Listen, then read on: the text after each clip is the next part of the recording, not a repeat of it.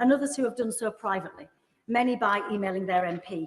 And I know mine is not the only inbox full of those emails. Yeah. I also want to thank colleagues here in Parliament, of course. Thank you for giving way. Will my honourable friend distance herself from the correspondence from Dame Esther Ransom, who accused those of us who have concerns about the bill as having undeclared religious beliefs? Many colleagues found this distasteful and disrespectful. I thank you for that intervention. I haven't seen those comments, but it's absolutely right that whatever our views are on this issue, we must remain respectful. And I also want to thank colleagues here in Parliament, MPs and indeed staff, who've shared their personal stories of loss with me over recent months. These are, and this is a really important point, these are real people with real stories, and they must always be at the heart of the debate. Mr. Speaker, public support for assisted dying in this country has been consistently high for a long time now, and we've seen movement in jurisdictions around the world, including, of course, just this week in Scotland. And I want to congratulate colleagues in Holyrood, and particularly Liam MacArthur MSP, for such a compassionate and respectful debate, which I hope we can emulate here today. It is right that we consider this change with great care, as we are doing today. But we should also remember, as with other big social changes, like giving women bodily autonomy regarding their reproductive rights, or allowing gay... Order. Thank you. We did say, as we've had this conversation, a very early introduction. I think that's why members will begin to get frustrated. We should be now speaking to the amendments. Kim Leopard. Thank you, Mr. Speaker. I will move on to those amendments. If I can just acknowledge the work of the Bill Committee in relation to those amendments, because there was a huge amount of work done by members across the House with a range of views. Look, I'm really bothered because it's the day for the amendments, and we really need to understand the views of the amendments. And as the member in charge of the bill, I'm sure that you really want to get into the depth of the amendments and not continuing the role. Kim Leopard. I do indeed, Mr. Speaker. You're absolutely right. But the amendments that we're discussing today do build on some of the work of the committee, and as such, I think that is important. We took a lot of steps to strengthen the bill during the Bill Committee, and I was pleased to work collaboratively with colleagues in that way. Mr. Speaker, and again, as I come on to those amendments, which have been tabled in my name, the government is, of course, neutral on the issue of assisted dying, but has always been clear that workability is essential if the bill is to pass. So I've worked closely with an outstanding team of civil servants from the Department of Health and Social Care and the Ministry of Justice, and it is with their technical advice regarding amendments tabled today to make the bill workable and to give coherence to the statute book that I am tabling these amendments in my name. Of course. Friend for giving way. Would she confirm that those civil servants are 100% comfortable with the impact of this bill with people with disability, mental health issues, neurodiversity, and other medical conditions, and the fact that they will not be coerced or under pressure because of this bill? I thank you for that intervention. I mean, the civil servants are clearly neutral on the issue, so they certainly haven't expressed any opinions with regard to the content of the bill. What they have done is merely provide the technical advice and expertise, and have done so brilliantly in that regard. So I come on to new clause 10, amendment 52 and new schedule 1 tabled in my name. Mr. Speaker, as well as correcting the injustices in the legal situation, one of the key tenets of this bill is choice. Choice for dying people. But it's also very important that there is choice for doctors, other healthcare professionals, and indeed anyone else. The bill was always clear that no registered medical practitioner or other health professional is under any duty to participate in the provision of assistance in accordance with the Act. But this new clause expands that protection. It broadens the people to whom it applies and the functions to which it relates. It also introduces new Schedule 1, which makes provision for enforcement of this right not to be subject to any detriment in connection with the bill. Mr. Speaker, of course I will. I'm very grateful to her for giving way. Does she accept that there may be a weakness in new Schedule 1 in as far as it protects a person from actions taken by their employer? It may not necessarily protect, say, an agency worker who is contracted to perform a service, but then the original medical body decides not to then re-engage that person's services. I thank you for that intervention. I mean, I would refer him to my previous comments that the bill and these clauses and these schedules have been drafted with the highest level of legal expertise. So this isn't something I anticipate as being a problem.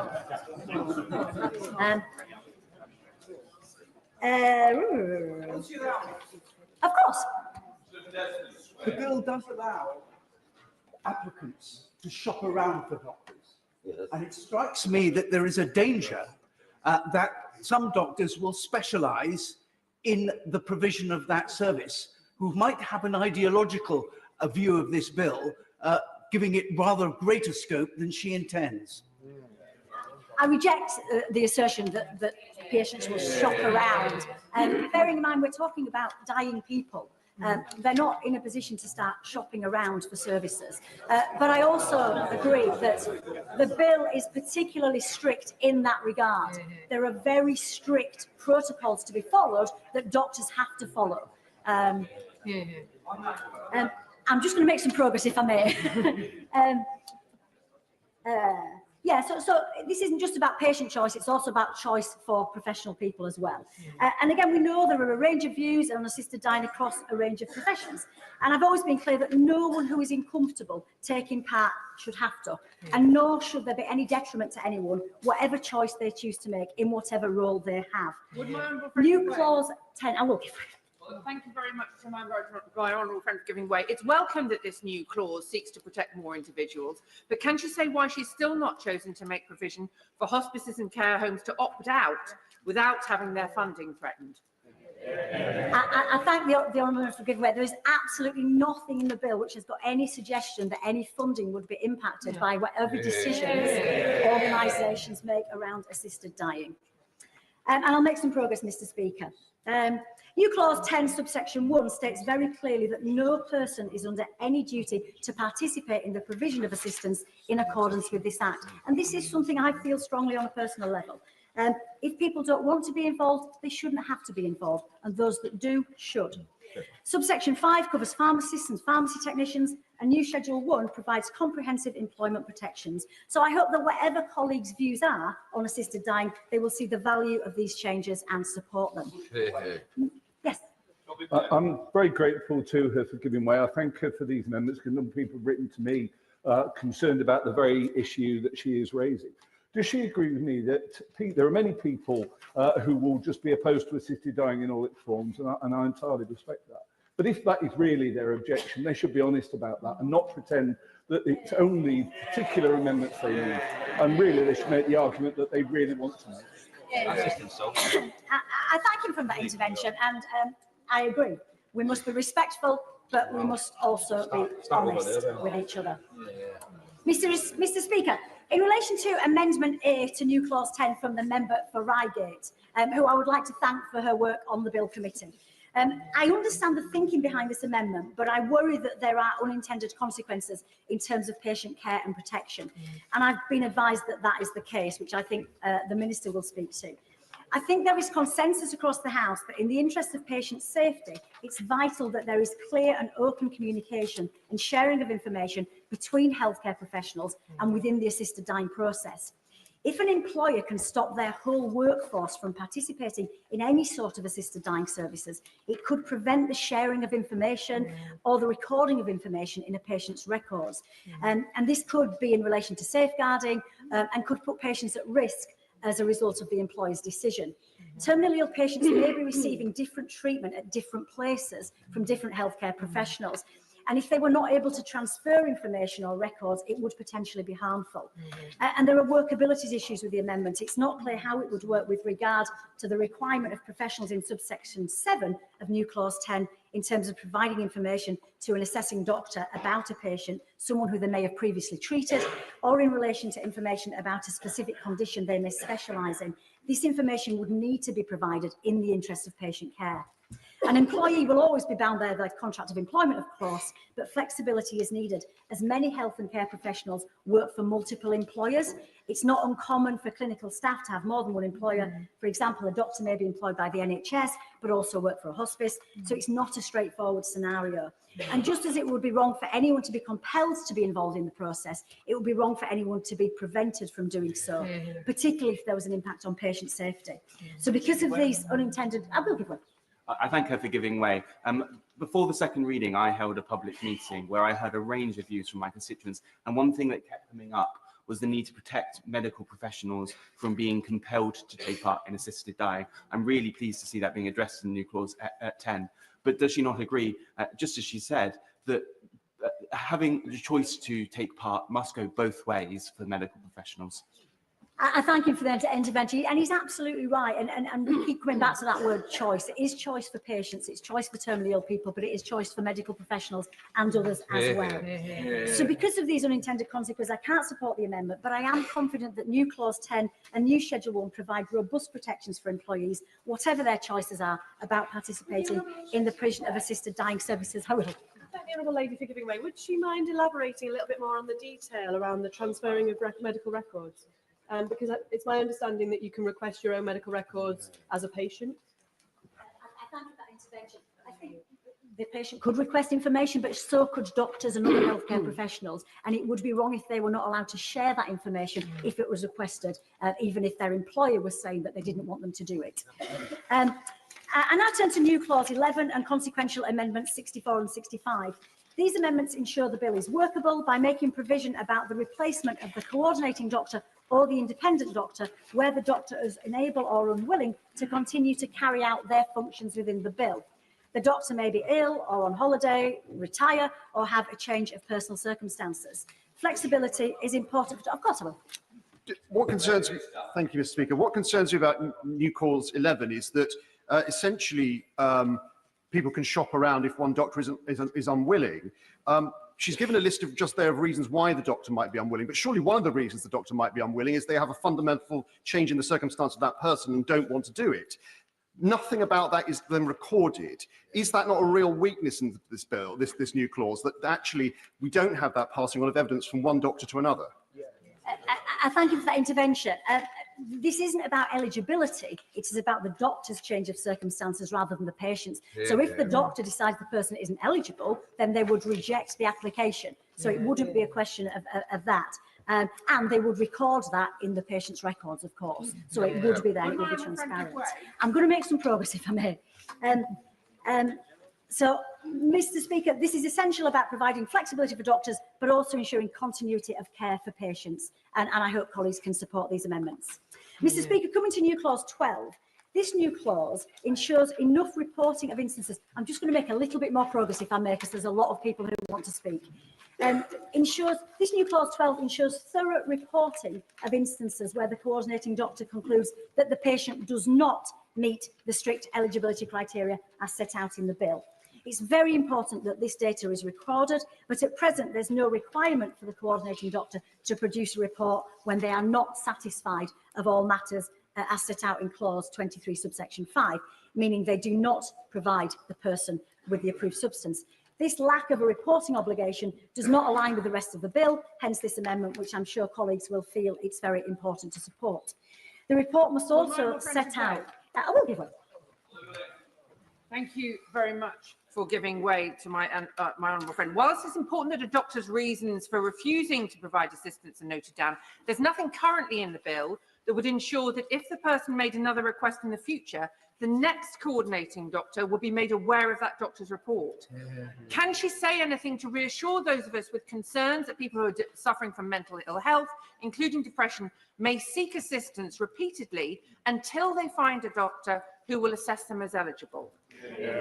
I thank you for that intervention, but that wouldn't be an issue because copies of the report would be given to the patient and to the coordinating doctor if they were not in that GP's practice, but also to the commissioner as well. So that information would be recorded. And it's very important that this data is recorded.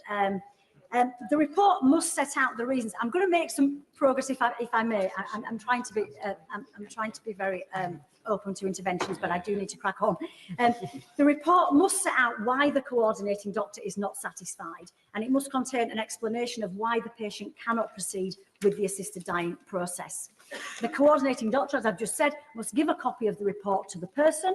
If the coordinating doctor is not a practitioner within the person's GP practice, they must give a copy to the practice and also to the Voluntary Assisted Dying Commissioner. This reflects the thorough and robust reporting and monitoring mechanisms which exist throughout the bill.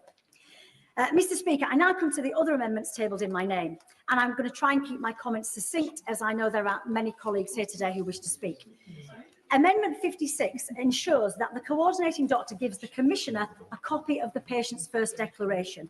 This enables the Commissioner to carry out their monitoring responsibilities under clause 45 of the bill. Amendments 57 and 61, I will give way. Thank you, because this has paid off. I thank the Honourable Lady for giving way. When considering this bill, I had presumed that the doctor concerned would be a senior clinician, a senior doctor, but the impact assessment on page 63 makes reference to pre-registration doctors who've just completed medical school, but not yet been fully on a provisional registration. Can she confirm that it's her intention that this bill will be completed by the most junior doctors, as well as more senior consultants and general practitioners? I thank her for the intervention, and given her background, she knows what she's talking about. Look, there would be regulations made which would set out the level of expertise required by the doctor, but there would also be training for every single doctor that took part in assisted dying processes. And that is done well around the world. There's other work that we can build on in that regard. Where did I get to? Amendments 57 and 61 are essentially, Mr. Speaker, tidying up amendments which modify the wording of the duty of the Secretary of State in respect of training requirements in clauses 7 and 10, which fits in with the intervention from my honourable friend across the way there.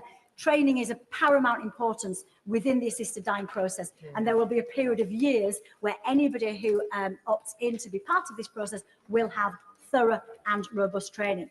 Due to amendments made at committee stage with very good intention, the wording as it currently stands would suggest that the regulations themselves must include details about training, which obviously wouldn't make sense and would be unworkable, as it would obviously have to be done separately. Similarly, Amendment 58 removes unclear drafting as a result of changes made at Bill Committee, which could have the effect that the regulations would have to contain training about training, which obviously doesn't make sense. Mr. Speaker, amendments 59, 52, 74 and 62 are also tidying up amendments which are necessary as a result of the introduction of compulsory training for all doctors and all panel members in domestic abuse and coercive control, following amendments tabled by the member for Lowestoft, which the Bill Committee unanimously agreed to accept. Amendment 74 ensures that the term domestic abuse in the bill has the same meaning as in the Domestic Abuse Act 2021, which clarifies the definition of domestic abuse and ensures the term is consistent with existing legislation. This provides for a very broad definition to capture a full range of behaviours, including physical or sexual abuse, violent or threatening behaviour, controlling or coercive behaviour, economic abuse, psychological, emotional or other abuse. And it doesn't matter whether that behaviour consists of a single incident or a course of conduct. These are really important amendments addressing concerns around coercion and providing additional layers of safeguarding within the bill. And as such, I hope colleagues can support them. Amendment 60 makes provision corresponding to the provision in clause 12 about the death or illness of a doctor from whom a second opinion is sought for a further referral to be made where, before reporting, the independent doctor dies or through illness or is unwilling or unable to act. This amendment once again ensures continuity of care and is an important detail to add to the bill. Amendments 67 and 68 clarify the provision of this clause in cases where an approved substance requires administration via a medical device. The current drafting of clause 23 is not clear about whether it is allowable to administer the approved substance via a device, which it is. This amendment provides clarity for clinicians. Mr. Speaker, Amendment 91 expands the duty as to what must be included in the final statements of patients accessing assisted dying services. It includes additional information to be collected, including whether the person has a disability other than a disability consisting of the illness or disease which caused the person to be terminally ill. Data collection and analysis is an important part of the robust monitoring and reporting built in to the bill.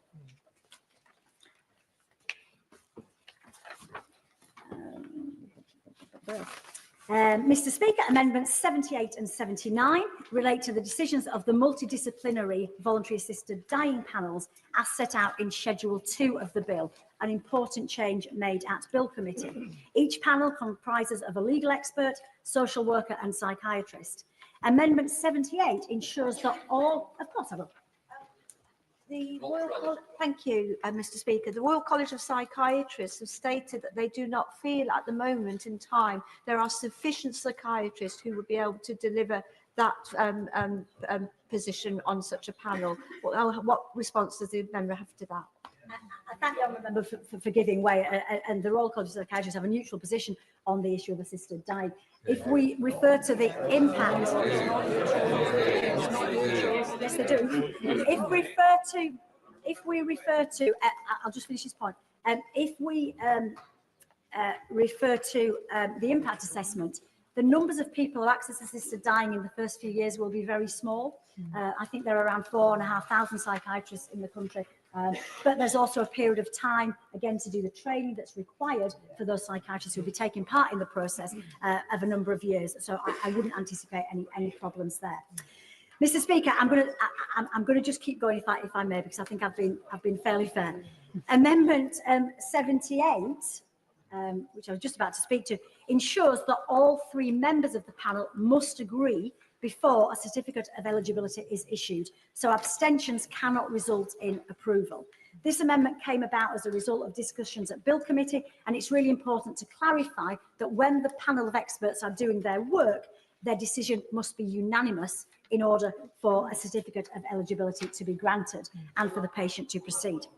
If a panel member abstains, no certificate of eligibility can be granted to the person. Schedule 2 also sets out that the panel must give reasons for its decision in each case, and this is really important. And Amendment 79 ensures that those reasons, the reasons of the panel's decision, are communicated in writing in a document to the person to whom the referral in question relates, to the coordinating doctor and to the commissioner. This creates clear channels of communication and will enable those people to fully understand the expert panel's decisions. Will the member take an intervention? I'm going to just finish, if I may, because I think other people want to speak.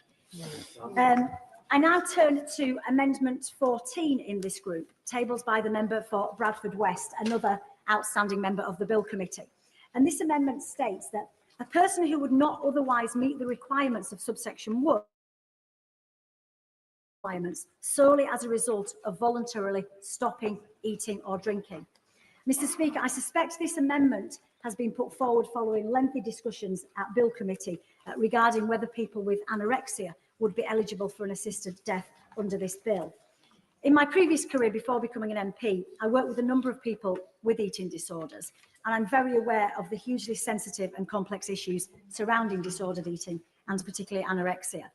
I also know that this is a personal issue for a number of colleagues across the House as a result of their own experiences.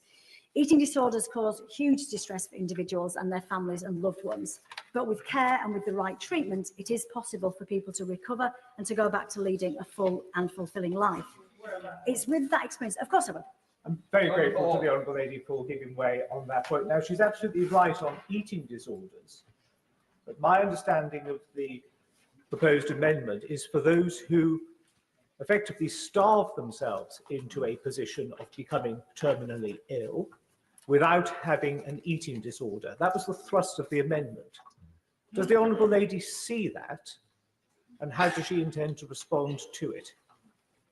I thank you for the intervention, and it does make an important point. It isn't specifically about eating disorders. There is a broader context, and my comments will come on to that.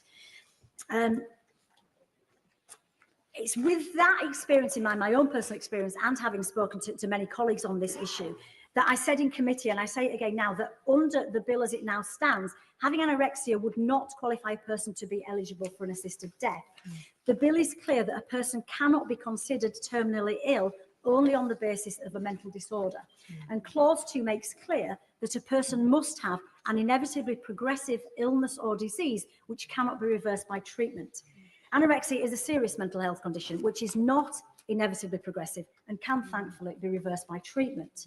And of course, at every stage of the assisted dying process, the patient must be found to have capacity to make the decision. This is checked repeatedly throughout the process.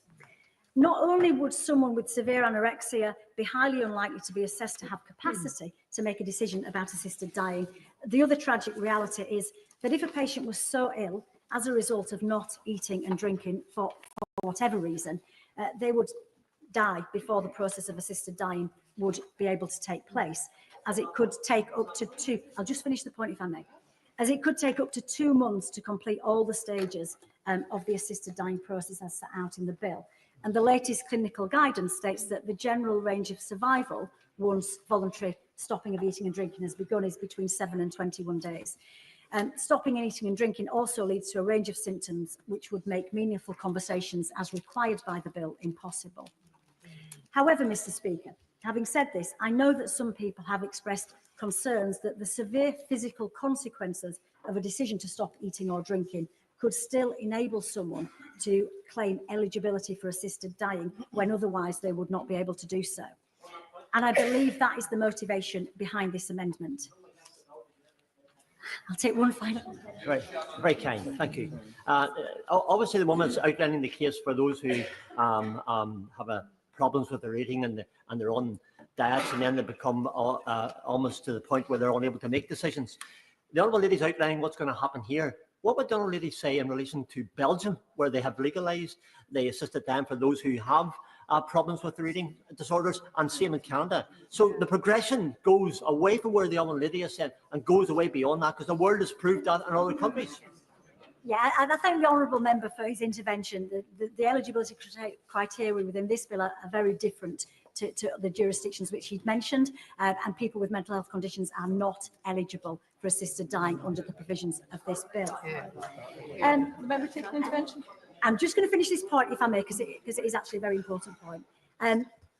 So I acknowledge the concerns that colleagues have expressed around this issue, and I believe that that is the motivation behind this amendment.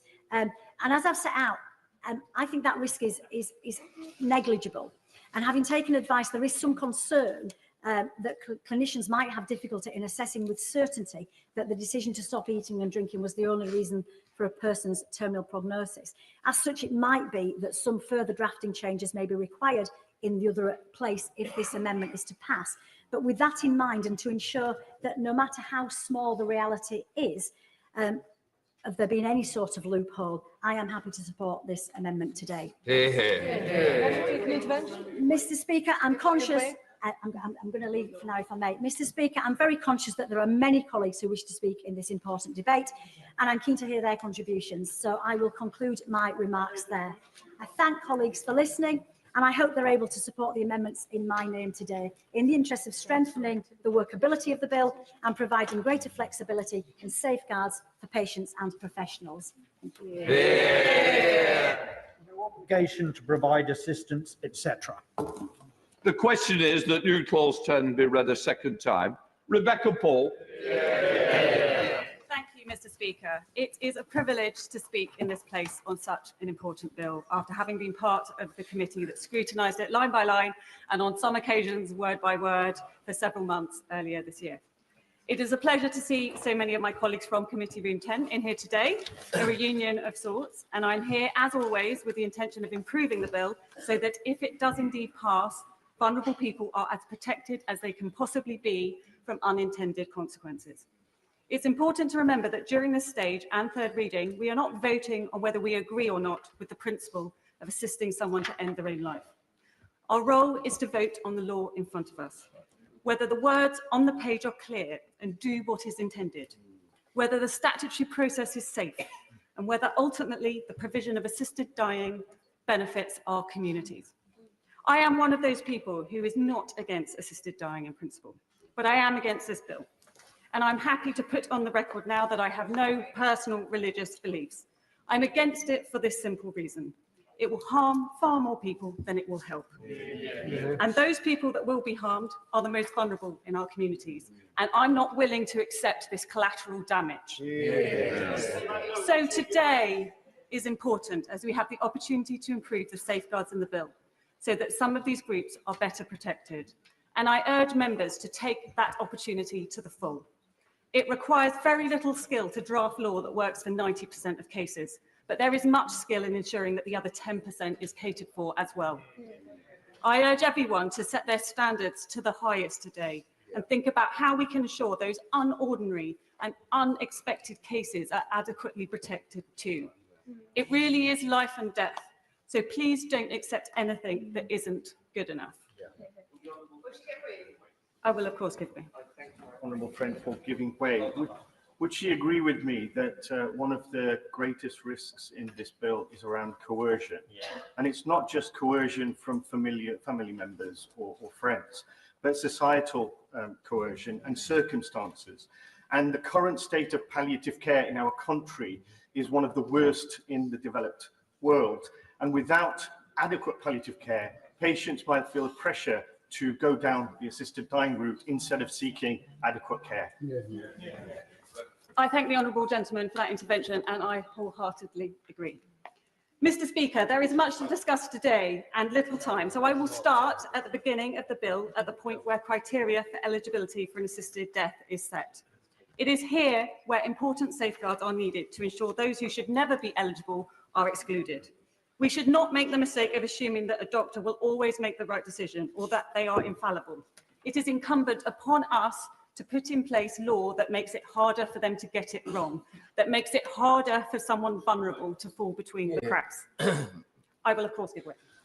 I'm very grateful to her for giving way, and she just agreed with the point made by the honourable gentleman. It's exactly the same point that was made back in 2016 when this House voted against it. Would she say that the following 9 years after voting against the bill saw a golden age in palliative care as a result of voting against that bill? Or does she think actually, if we wait for palliative care to be perfect, we might actually, once again, never vote in favour of assisted dying?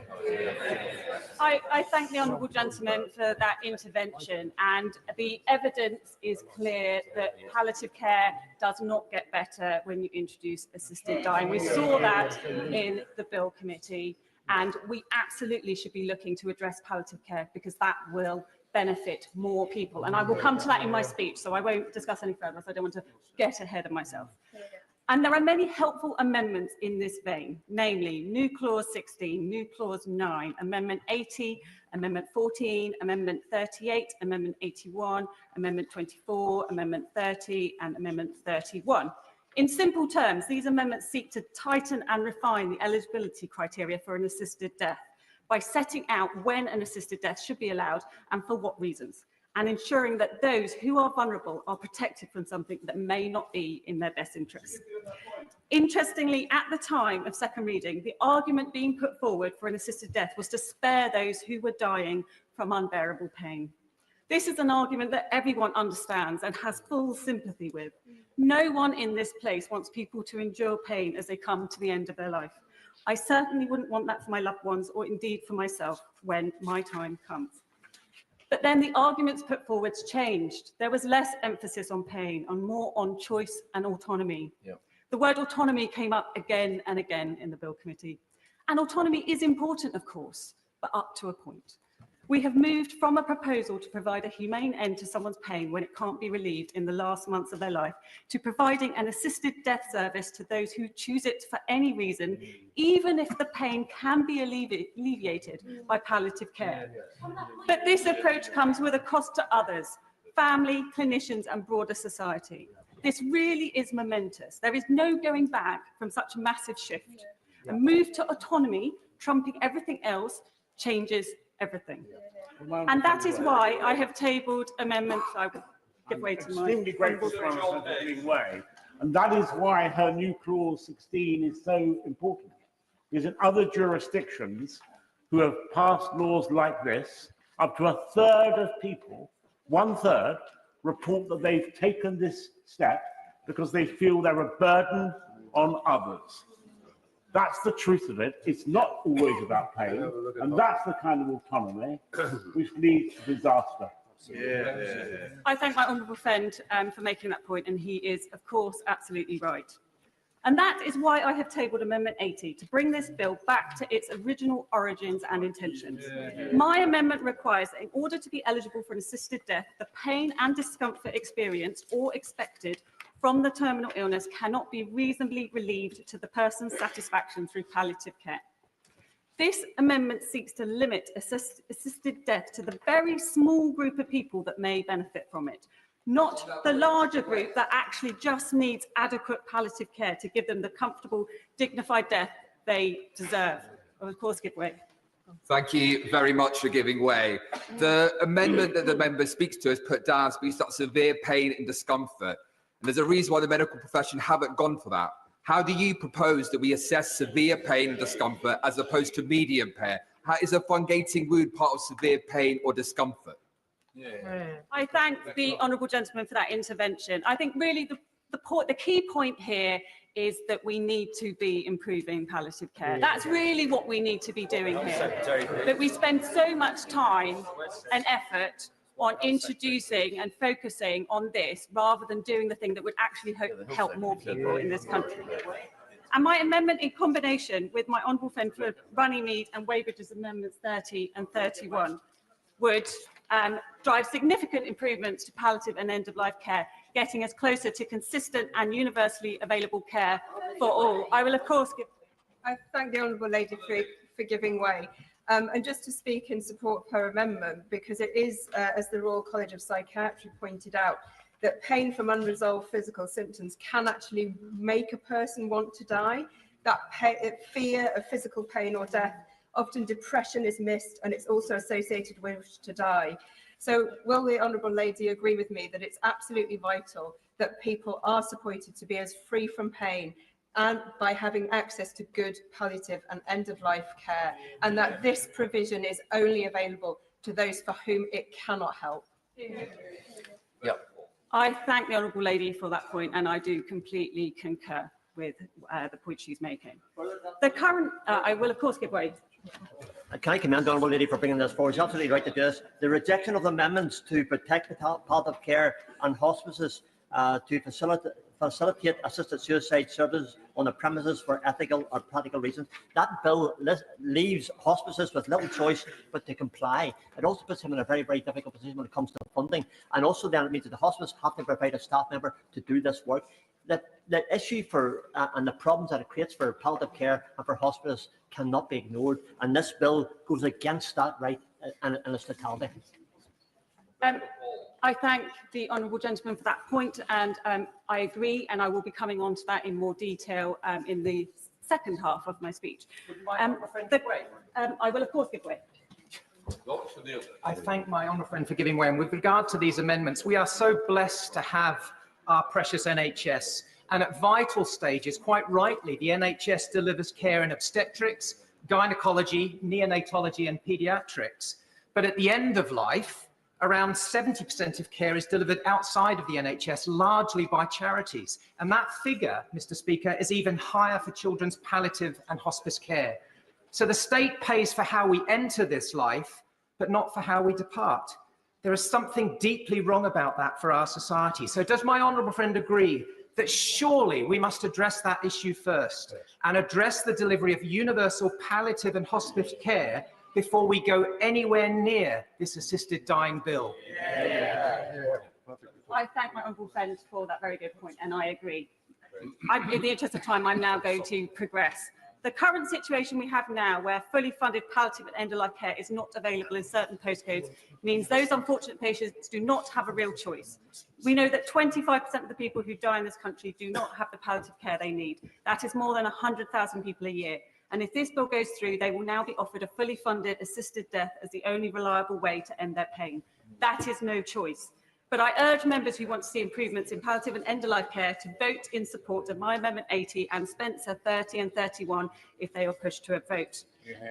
Now want to, I won't because I've not got much time. I now want to move on, Mr. Speaker, to the lack of the best interest test in this bill, which is what my new clause 16 seeks to remedy. Patient autonomy is of course important, but it must be balanced against what is in someone's best interest.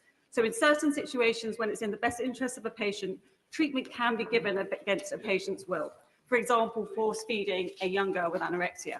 This isn't an easy balance to get right, but currently in the absence of any best interest test in this bill, following the process rigidly will lead to devastating results in some cases. The current bill prioritises autonomy of the patient in a specific moment of time, rather than what might be in their best interest in the long run. It makes no allowance for the fact someone may feel a certain way temporarily due to other considerations. For example, when someone has just received a terminal diagnosis that can be understandably cause a depressive state and suicidal feelings. But those feelings don't necessarily last. So it may be in the best interest of the patient to allow a little time to pass, give a little breathing space before considering the assisted death route. I have tabled new clause 16, which essentially tries to provide this best interest test by excluding certain reasons that may be driving a patient's decision rather than alleviation of pain. For example, we have heard a great deal about the internal pressure from patients themselves driven by concerns of being a burden. And we heard clearly in Bill Committee that a patient can tell a doctor that they are only wanting an assisted death for financial reasons and they will still be approved. We know from overseas territories that often patients will opt for it because of social and welfare issues, such as being homeless. I'm sorry, I don't have much time and I do wish to progress and get through my points. How can we be happy with a process that doesn't exclude such reasons? Instead of providing the support actually needed, the state is content to put them on a pathway that leads to their death. I hope this House will recognise that whether you support assisted dying in principle or not, it's morally bankrupt to not have some kind of best interest test to protect those who aren't seeking death to alleviate pain from a terminal illness. Another group that is particularly vulnerable is those with eating disorders. In Chelsea Roth's oral evidence, she set out that at least 60 people around the world have been euthanized or assisted in suicide, with anorexia nervosa listed by name as a terminal condition. To paraphrase her, these were young women who were not terminally ill and had decades of life ahead of them. It's important to make the point that someone suffering, I would love to give way, but The honourable lady said she's not, please, just, the honourable lady said she's not giving way. The thing is, we're aiming for 15 minutes. It's going to be 20 if we don't. I do apologise, but I do want to get through my speech. It's important to make the point that someone suffering with anorexia or indeed any mental condition is not intended to be eligible for an assisted death. However, in the case of anorexia, there are physical manifestations of the illness, such as malnutrition and diabetes, that might mean the patient meets the definition of being terminally ill. And that is the nub of the problem here. The bill doesn't adequately rule out physical manifestations caused by mental illness. That's why the Honourable Member for West Bradford's Amendment 14 is so important. It ensures that anyone who voluntarily stops eating or drinking isn't eligible for assisted dying. I support this amendment strongly as it addresses a big risk. And lastly, on eligibility specifically, I want to talk about capacity. There are such problems with the current approach to determining capacity that I barely know where to start. When it comes to ending one's own life, there should be a higher standard applied. The current definition of capacity was not created with such a monumental decision in mind. And if this were being drafted from scratch today, it would look very different. This is one of the reasons the Royal College of Psychiatry does not support this bill.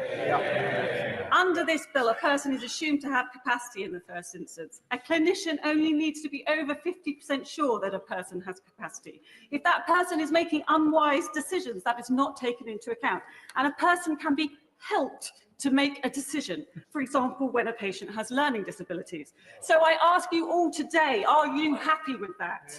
Does that sound like a robust approach to assessing whether someone has capacity to make the decision to end their own life? Let's begin with the starting presumption of capacity. This is too lax a standard for assisted death decisions. I therefore support the Honourable Member Bexley Heath and Crayford's Amendment 24, which disapplies a specific piece of the Mental Capacity Act for the purposes of assisted dying. And one of the biggest issues for me is the fact that the current approach requires an impairment of or a disturbance of the brain for someone to be considered to not have capacity, irrespective of whether they can make a decision. So in the real world, Mr. Speaker, what this means is that a doctor could assess a patient who gives the impression of being confused, illogical, erratic, inconsistent. Everything about them could scream they're not in a good place to make this decision at that point in time, but they will still be considered to have capacity if there's no identifiable impairment or disturbance of the mind or brain. This potentially puts those with depression, anxiety, learning disabilities, eating disorders, or even those just experiencing physical pain that's driving them to distraction in danger of being considered to have capacity when they do not. Right, so far as focused on eligibility, I'm now going to talk about hospices. Hospices and my amendments to them. Sorry, please. I really do want to get many people in. Please, if we can come to a conclusion, would be very helpful. That's great. So wind up. Just wind up. Okay. Just wind up. I therefore wish to talk in support of some of my amendments specifically that support new clause 17 and new clause 18 in my name provide important protections for hospices that are currently lacking in the bill. New clause 18 makes it crystal clear that any regulated care home or hospice can decide whether or not to provide assisted dying on their premises. And new clause 17 makes it clear that they cannot be subject to any detriment for not providing or permitting assisted deaths, and that their public funding cannot be conditional upon them providing this service. Mr. Speaker, whether you're in favour of assisted dying or not, we must preserve the rights of organisations, companies and charities to choose whether to offer it. They must never be forced into it by public funding being conditional upon the provision of assisted dying. I note new clause 10 tabled by the Honourable Member for Spurn Valley as it expands the protection for individuals to not participate in the assisted dying process if they so wish. This new clause seeks to protect employees from being subjected to any detriment for either participating or not participating in the provision of assisted dying. This is a sensible protection and ensures that if an NHS hospital is providing an assisted death service, that any member of staff doesn't want to participate, does not have to and won't suffer any detriment for that. However, there needs to be a sensible mechanism balancing this against the employer's right to set their own policy on assisted dying, and that is what my amendment 10AC seeks to do, but we've already talked about that, so I won't go over that again. Right, I did want to talk about process and family, but it looks like I'm not going to have time to do that. So, Mr. Speaker, I will end there. I thank you for your patience and generosity in time, and I'm grateful that I've had the chance to speak in support of the members. And I look forward to hearing from other members today. Dave McHillier. I'm just going to particularly talk about new clause 1 and new clause 2 in my name and consequential amendment number 2 and others which I'll touch on at the end. But these are, I would say, Mr. Speaker, and I'm not being at all dismissive of those who've helped me draft these amendments, but they are imperfect amendments. Those of us who are not the sponsor have not had the support of government drafters in tidying up this bill, and we need to acknowledge that the bill in front of us today is the bill more or less that will or will not be passed by this House. That any amendments made do not get, will then at the point of third reading, and that is it. There will be no further opportunity to redraft them. And sadly, one of these in particular was rejected in committee. And we know that if those changes had been discussed before the publication of the original bill, or even in evidence before the Bill Committee, we would have been in a better place to get that tighter drafting that you do need in making good legislation. We are not a debating society, we are now legislating for a law that would enable the state to assist in people taking their lives. So I'm sad that we're only able to discuss these now. I didn't have the opportunity myself to be on the Bill Committee, but I do commend all members who spent so many hours discussing and debating those issues. But the ramifications for the clauses I want to talk about are very important for potential users of a service to be created, for medical professionals, for families, and for other health professionals. The bill currently allows doctors to suggest assisted dying to a patient who has not raised it themselves. This, I believe, and I know many others do, presents a serious risk that terminally ill patients, already highly vulnerable, will feel pressured to end their lives. I'll give way to the Honourable. I thank the Honourable I thank the honourable lady for giving way, and I realise this comes from a very good place, this amendment, but can she not see that this amendment is actually inconsistent with our ethical obligations as doctors? And that's why the BMA have suggested that there should be no duty to raise this issue, but nor should there be a ban on doing so. And would I also ask her to consider that Victoria in Australia did have this as part of their bill initially, a so-called gagging clause, and they had to remove it because it caused confusion and was detrimental to patient care. So should we not learn from what has happened? Thank you. I thank the honourable gentleman for his point, and it brings me to a point I do really want to address.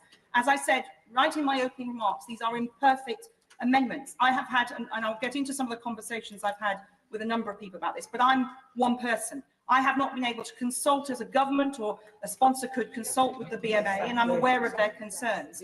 But we are talking here about decisions around life and death, a very definite and irreversible decision. So absolutely, and I have I know many doctors have had conversations, but not in this level that we would need to do to legislate on this, because this is, I think, a different set of circumstances. And I very much appreciate the point. I give way to my Does she agree with me that there are far too many people who do not have confidence in the face of authority? And if a doctor raises assisted suicide with them, however tactfully or professionally, they will feel that they are being steered in that direction.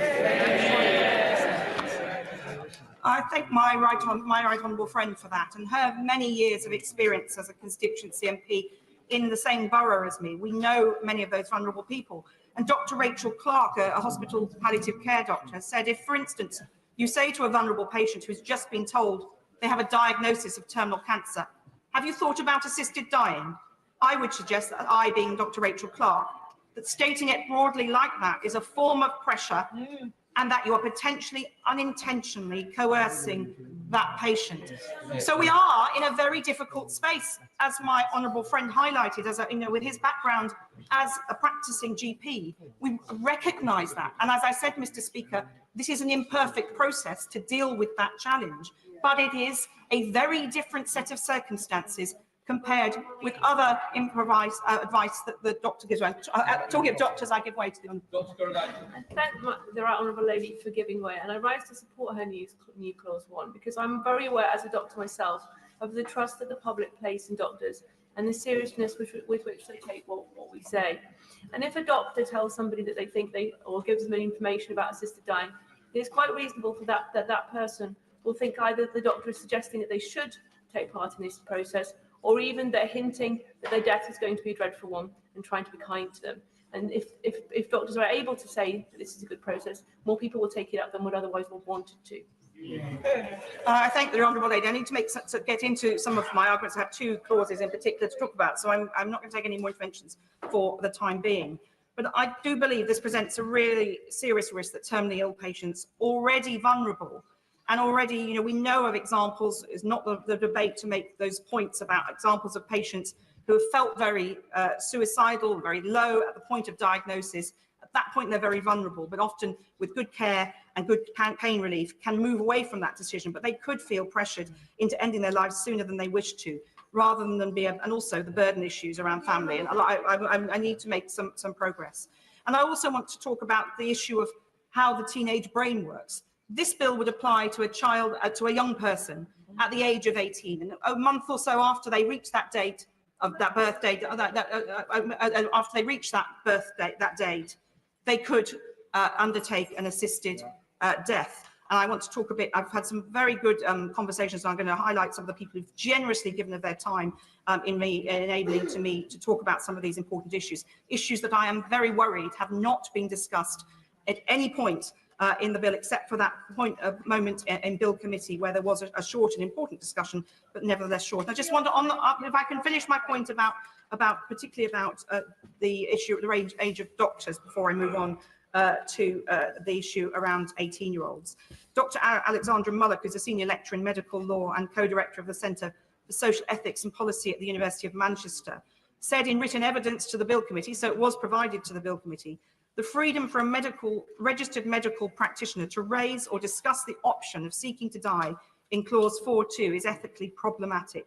And she also highlighted that professional advice regarding treatment will be received by the patient as a recommendation, as the Honourable Lady just said. And that is a really big concern. And I just highlight one point from the UK Coalition for Deaf and Disabled People, who are very concerned and would like this removed as well. I give way to the Honourable Gentleman. I'm very thankful to the Lord giving way. An excellent point. Does she also acknowledge that given what we are beginning to know about coercive control, that the suggestion by a doctor, innocently, maybe neutrally, that this could be an option, could be latched onto by one who is coercively controlling someone who may choose assisted dying, and we will never find out until after that person's death, if at all, that that had been the case. One does highlight an important point in relation to my amendments and others. But in this House, we have made coercive control an illegal thing. This was ruled on in legislation only in recent years. And yet this is such a big issue on an irreversible decision. And that is what is particularly different about this bill, and therefore why some positions are particularly challenging, because we're talking about irreversible decisions. But I want, Mr. Speaker, to talk a bit about how the teenage brain works. Children and young people are particularly susceptible to being influenced, including into dangerous and risky behaviour. And in a number of countries, assisted dying laws have been expanded to allow children and young people to end their lives. And we need to be very alert to that very real risk. And I'm impressed by the work of the Children's Commissioner, who recently published a report into children's views on assisted dying.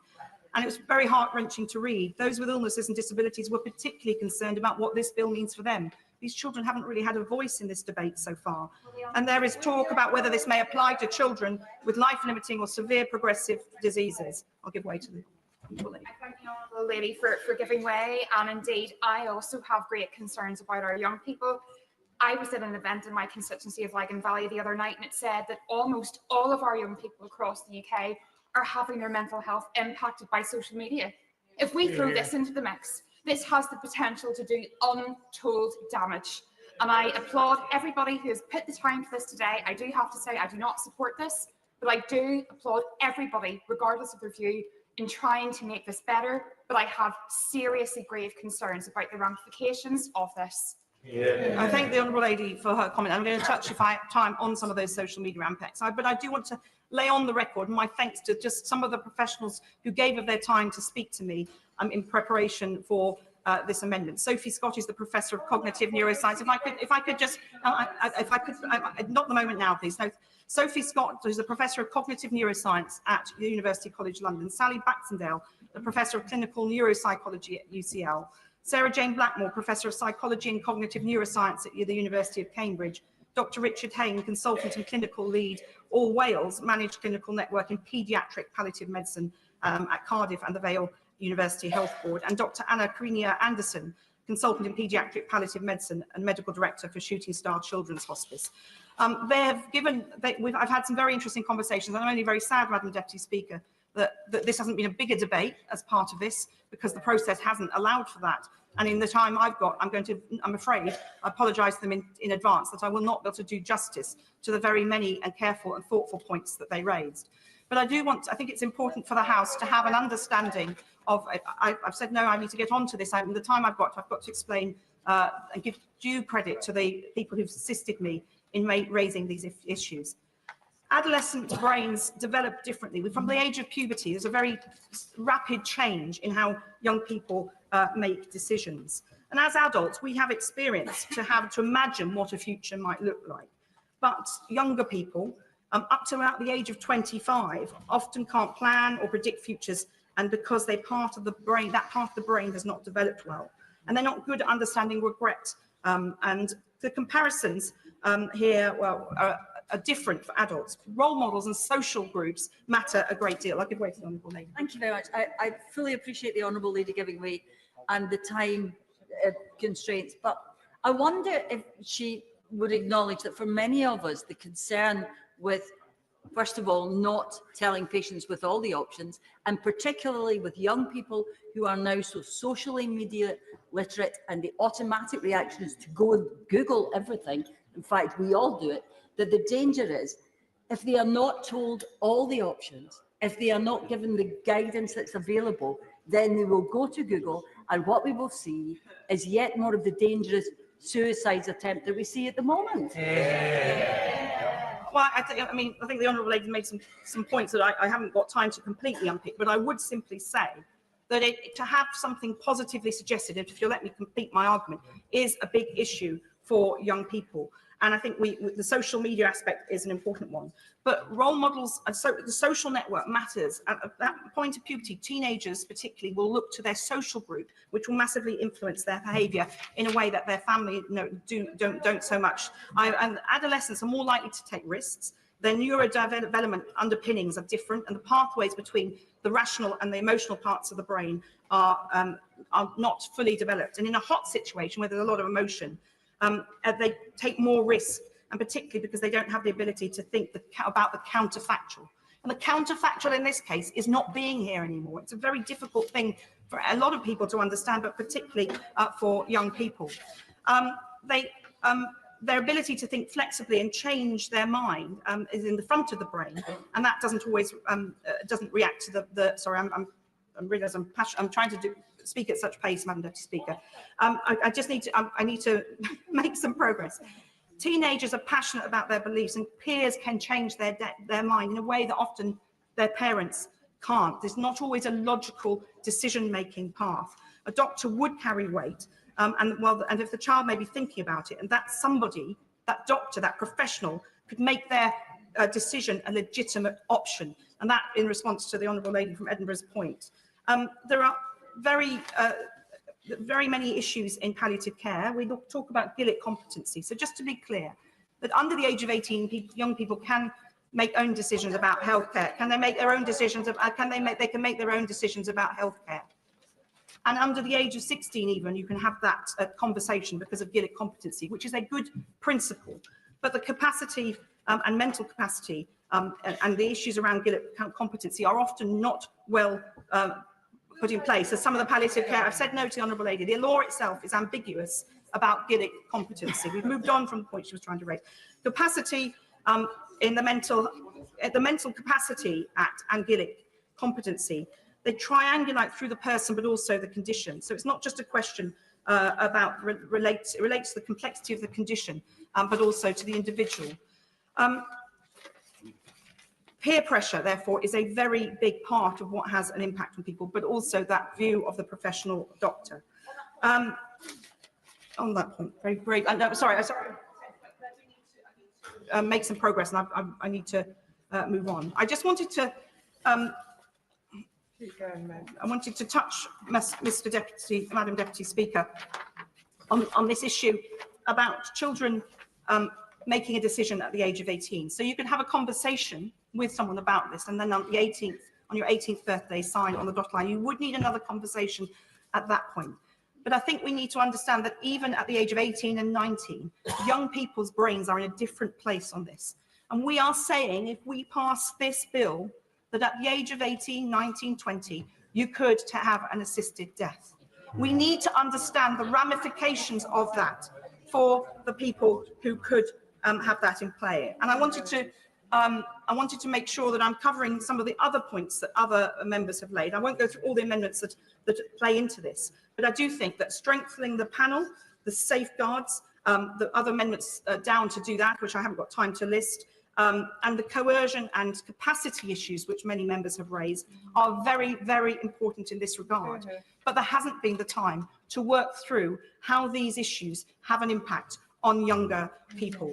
If only I had time to go into some of the evidence I had, and I've given it, I'm afraid to say, only just a very hasty run through because of the needs of time on this day, which is a sign, Madam Deputy Speaker, I think, of the challenges of this process, that we haven't got time to go into the detail that we need to do.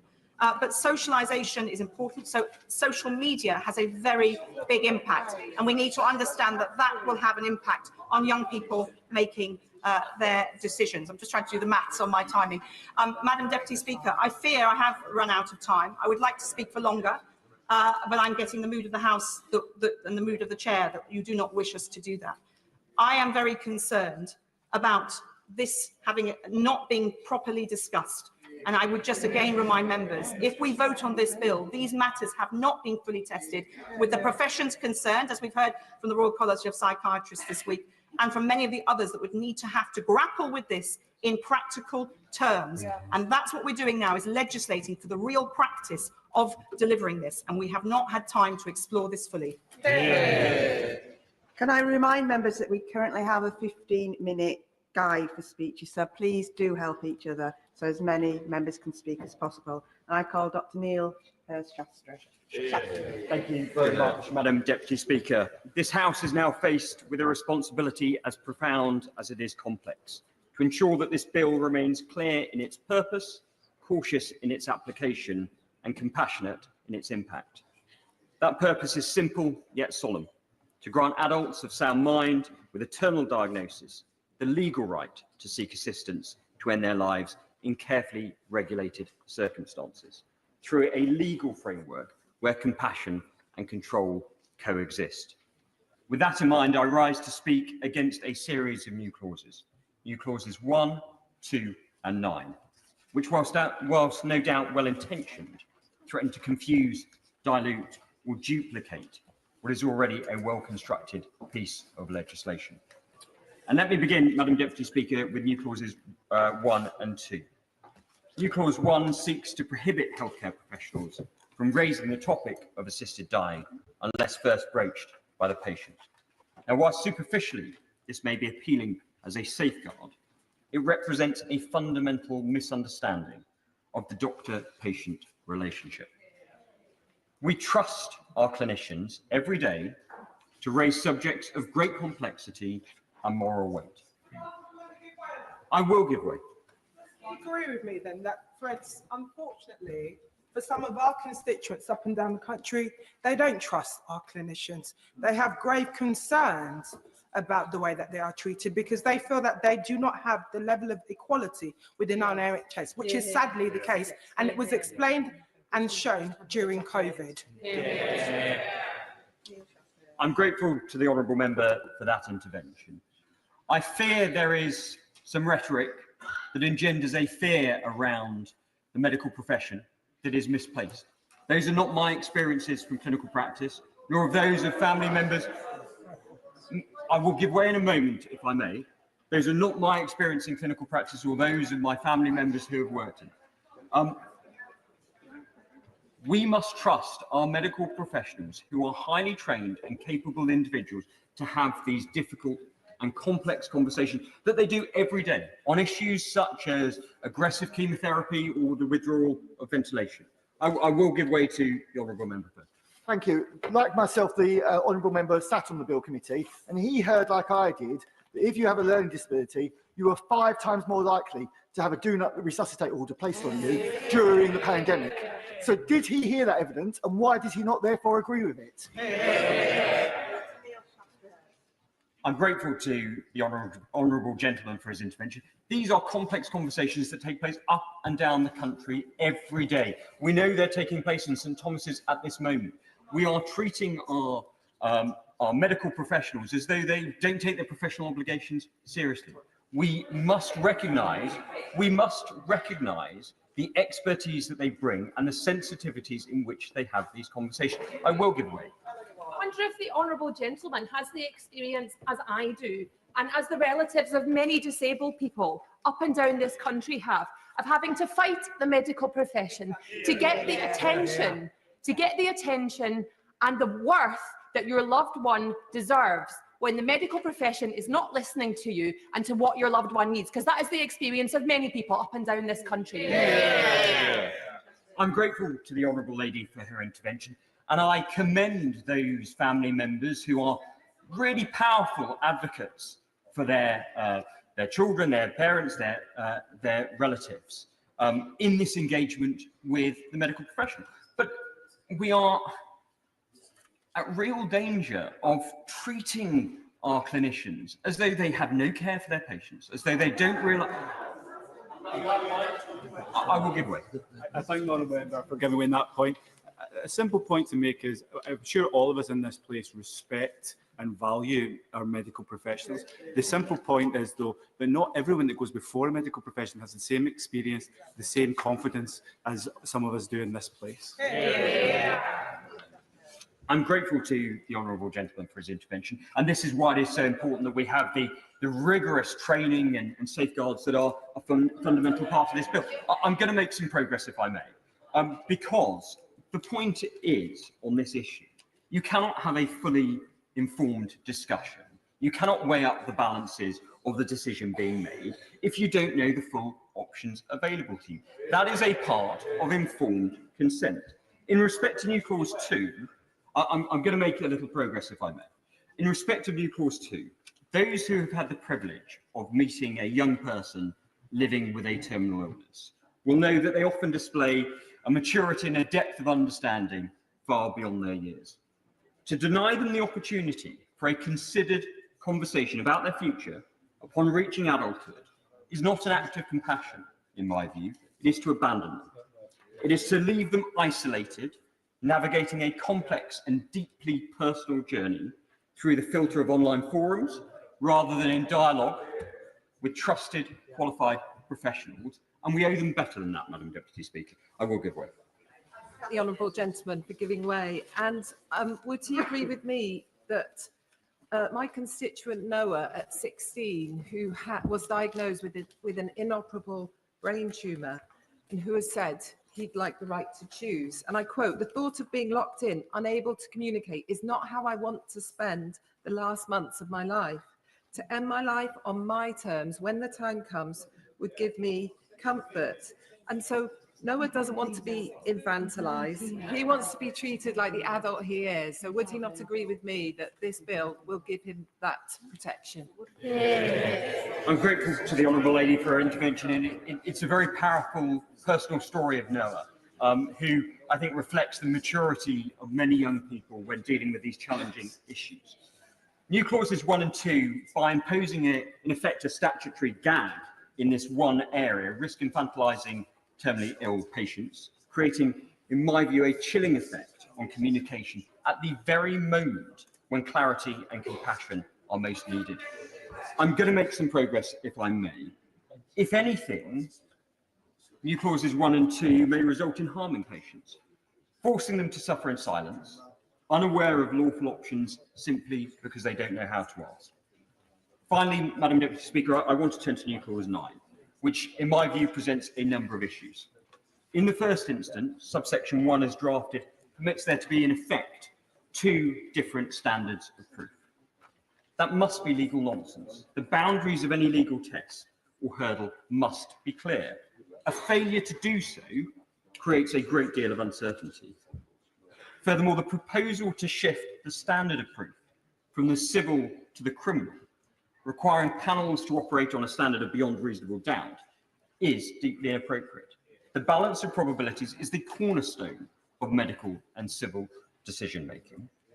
To adopt a criminal threshold risks freezing the entire process, creating a system that is so risk-averse.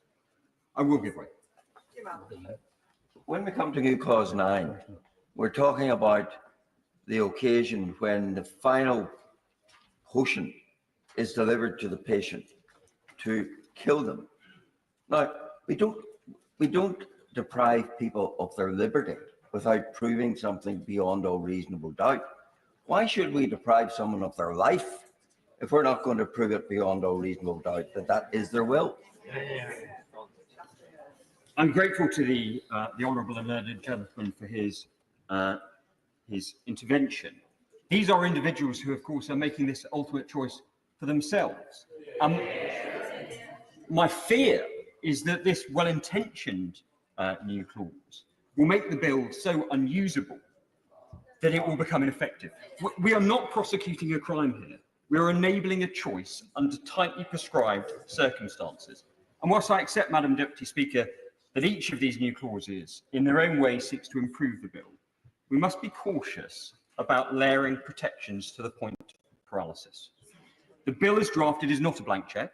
It contains safeguards, panel oversight and rigorous eligibility criteria. Let us not bury its moral clarity under legal clutter. In defending this legislation, we're not abandoning care, but we're affirming dignity. Let us do so with confidence and reject these amendments. Point of order. Point of order, Gregory Stafford. Madam Deputy Speaker, I'd like your advice on a point of order that Mr. Speaker said there are over 90 people who wish to speak in this debate. We've been debating this for an hour and a half. 4 speakers have made. If we go to 2 o'clock, that would be under 20 speakers. I understand it's the discretion of the chair as to whether a closure motion can be brought. If we haven't got past, let's say, 20 or 30 members speaking in this debate, what indication would she give, if she is still in the chair, whether she would accept a closure motion at that point? I thank the honourable gentleman for his point of order. I can say we will cross that bridge when we come to it. We currently are asking members to keep their contributions to 15 minutes, and that, of course, will be reassessed very shortly. I can give him assurances there. I now call Annalise Dodds. Madam Deputy Speaker, I rise to speak in favour of new clause 16 and amendment 14. Madam Deputy Speaker, since I've been in the chamber, I've received some truly awful news that 3 people died last night in a fire in Bicester, including 2 members of the Oxfordshire Fire and Rescue Service. The member for Bicester has had to leave the chamber to liaise with those on the ground. We both want to take this opportunity, if I may, Madam Deputy Speaker, to convey our deep sorrow and solidarity with the families of those who have died, and our fervent and heartfelt best wishes to the 2 firefighters who remain in a serious condition. We're grateful for their heroism and that of their colleagues when, as ever, they ran towards danger to serve us all. Madam Deputy Speaker, as I mentioned, I rise to speak in favour of new clause 16 and amendment 14, and I'm very grateful indeed for the opportunity to speak to these amendments. When this bill first came before the House, I was a minister attending Cabinet, therefore not able to speak on this subject. And I do want to genuinely thank my honourable friend for Spen Valley and every single member in this House who has served for so many hours within the Bill Committee for this incredibly important bill. I also want to thank the hundreds of my constituents who've contacted me with their views on this bill. I genuinely believe that every single one of them was motivated by compassion, by a determination to reduce suffering, and in many cases, their views were shaped by their experience of death and of suffering in life. I know that's the case for many of us in this chamber as well, and therefore I hope that same spirit of respect that we saw previously will continue throughout the rest of the passage of this bill, whatever our views may be. As I stated, Madam Deputy Speaker, I want to speak in favour of new clause 16 and amendment 14, and particularly in favour of new clause 16 part 1A, around excluding from the scope of the bill those who do not want to be a burden on others or in public services, and those experiencing a mental disorder, including depression. When it comes to the former, we have obviously already had a discussion, even just this morning, about whether international analogies are indeed appropriate to be mentioned. They will, of course, be instrumentalised by those who have different views about this important subject. I have to say, Madam Deputy Speaker, I personally have found survey evidence from the Oregon example in relation to people expressing that they felt they were a burden to be highly compelling. I do not believe that indicates that was the primary reason why they sought assisted dying, but I do believe that it's an important piece of evidence we need to take into account. I also believe, Madam Deputy Speaker, that we need to look at where situations of people potentially subject to coercion have been evaluated by professionals in our society and where we might be concerned about the outcomes of this. And here, I do want to ask for members' understanding. Happy to give way. The point she has just raised.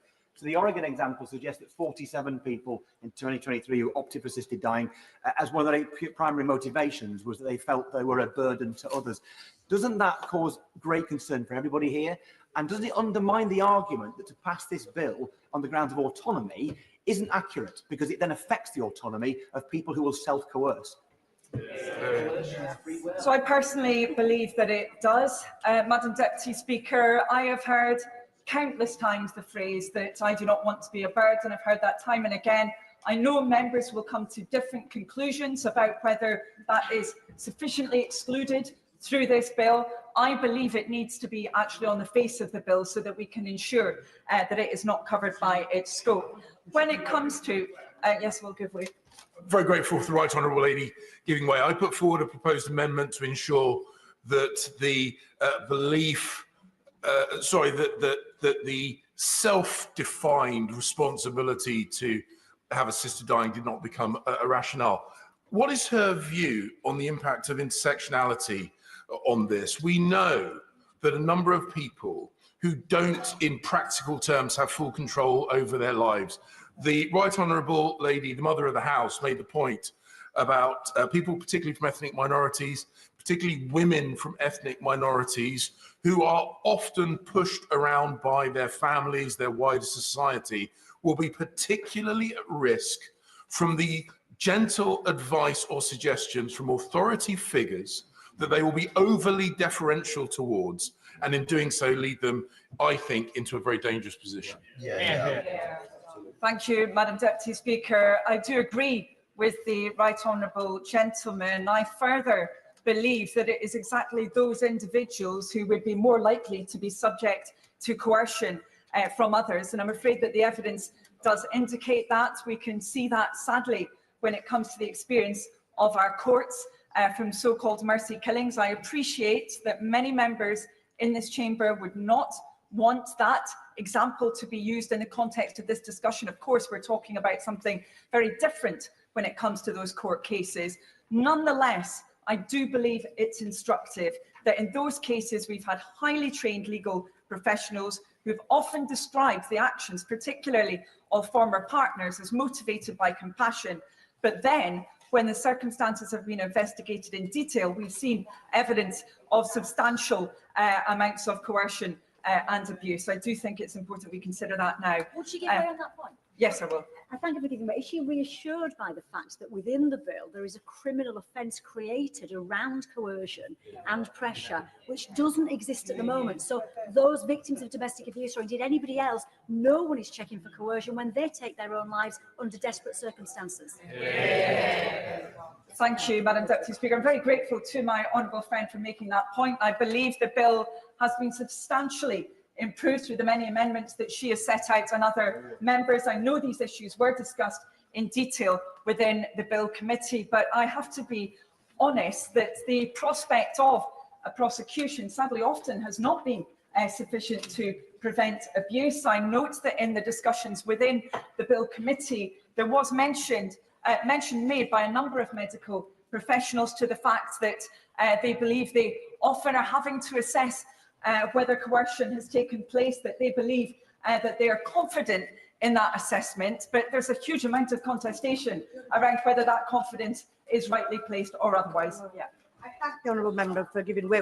Does she share my concern that in the new bill as it's come to the House, where it says there are 3 hours for a panel, and doctors, one doctor and the second doctor, might not actually know the patient or have met the patient, that risk to try and spot that coercion is very limited. Thank you, Madam Deputy Speaker. Yes, I do share my honourable friend's concerns in that regard. And of course, very sadly, Madam Deputy Speaker, we all know how perpetrators of coercion operate, how they can often try and school those subject to that coercion in ways to respond to questioning, try and hide what they're doing from others. And therefore, I do believe that is a concern. I wish yes, maybe one last intervention. I want to make progress so others can speak. Can I thank the honourable lady for giving way? Does she not see that during the bill committee, we actually were very, very aware of coercion, and we actually, one of the reasons we have a social worker on the panel of experts is for this very specific reason. And also there is a clause that says that have made their decision to end their own life voluntarily and have not been coerced or pressured by any other person. So it's very clear in the bill. Thank you, Madam Deputy Speaker. And I do very much appreciate the effort that my honourable friend went to in ensuring that these matters were covered, and indeed, of course, those of the proposer of the bill. But I regret, because of the types of patterns of behaviour that we see time and again with those who have been subject to coercion. I do not, sadly, believe those safeguards go far enough. That is my assessment. I know that other members will come to a different view. I will make some progress because I know others wish to speak. I want to please, Madam Deputy Speaker, please speak briefly to the part 1B of new clause 16 relating to mental disorder. And I know, again, that colleagues will dispute whether analogies here are appropriate, but I do think it's important the House is aware. I know this was covered in the committee, that in the Netherlands, which of course does have a different regime to that proposed, nonetheless, in 2010, 2 cases involving psychiatric suffering were subject to assisted dying. In 2023, there were 138 cases, a very substantial increase. I do understand that my honourable friend is saying this is a completely different set of circumstances in the Dutch case. But I am concerned, Madam Deputy Speaker, that I believe there is some confusion around the scope of the mental capacity provisions within legislation.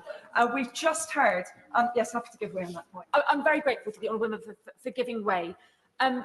I supported the bill at second reading, but on condition that there was going to be a strengthening of the bill to tackle this precise issue around capacity. Would the honourable member accept that the bill that we see today is very different from the bill we saw at second reading? The requirement for capacity, if there's any doubt at all, a doctor is compelled to report that person for additional assessment. Independent advocates have been introduced for people with learning disabilities, autism or mental disorders. Social workers are now included in a panel of experts. Specific training on mental capacity is required, and there is a disability advisory board as well. Would the honourable member... Order. Annalise Dodds. Thank you, Madam Deputy Speaker, and I do agree with her that the bill has improved. But I would state that there is a difference between mental capacity, at least as that is assessed by medical professionals, and the presence of mental disorder. And I know this is a subject that the committee examined at length, but it was very clear from that discussion within the committee that elements which they anticipated would be covered by the mental capacity provisions, such as being able to assess information, being able to make judgments between alternatives, that they would be covered by provisions, but the valuation of those alternatives, which can be impacted by mental disorder, is not part of that process.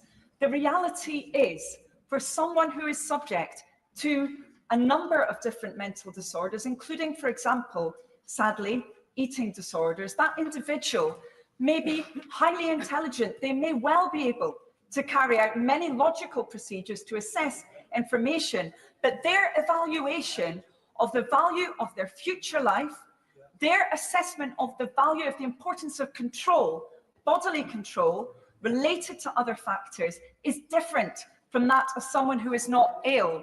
And I believe that issue, Madam Deputy Speaker, has not been fully understood. That's why I will not give way at the moment. That is why, Madam Deputy Speaker, I believe it's important that that exclusion is put very clearly on the face of this bill. I'm happy to give way to my honourable friend. Will my honourable member agree with me that clause 2, subsection 3, which makes it very clear that by reason only of either disability or mental disorder, no one will be able to qualify for assistance under this Act, unless they also have 6 months terminality and capacity? Thank you, Madam Deputy Speaker, and I am aware of what my honourable friend quite rightly refers to. Of course, any such condition would have to be coterminous with a terminal illness, but I would mention in relation to that, first of all, that of course we know, and I know that the committee thrashed this out for a long period of time, we know that very often depression is present at the same time as a diagnosis of terminal illness. We also know, Madam Deputy Speaker, that concepts such as, in inverted commas, terminal anorexia have now started to be used in certain different contexts. That suggests, unfortunately, that even despite the many protestations that have been made by those who understandably support this bill, there is the possibility that we could see those subject to eating disorders being pulled within the scope of this bill. I'm very pleased that that Amendment 14 would rule that out. I think it's important that it does so, and I think it is really critical that this chamber sends that message as well, given potential confusion around its scope that was mentioned earlier. So, Madam Deputy Speaker, again, I'm very grateful for the opportunity to speak to that new clause and to this amendment. And above all, as I said, I hope we can continue this important discussion, which is so critical for so many of our constituents. Thank you. Father of the House, Sir Edward Lee. Thank you, Madam Deputy Speaker. I wish to speak to new clause 16 and 17, and I think that rather than give my own views, powerful testimony on behalf of someone who actually runs a care home should be heard by the House. And I want to quote as briefly as possible from Dan Hayes, who runs the Orders of St. John Care Trust that run care homes in Lincolnshire generally and in my constituency. We believe that the bill as drafted is flawed and the risks to older, vulnerable people residing with social care environments are substantial. We believe that any assumption by those drafting the final legislation that is not intended for use by those living with conditions regarded as part of the ageing process would be mistaken. Any legislation would be immediately tested and assumed to be accessible to such a cohort of people. To that end, we believe that in order to provide the necessary protections to such a vulnerable part of our society, the bill must be explicit in its reference to older people living in residential services. And that is why these new clauses are so important, Madam Deputy Speaker.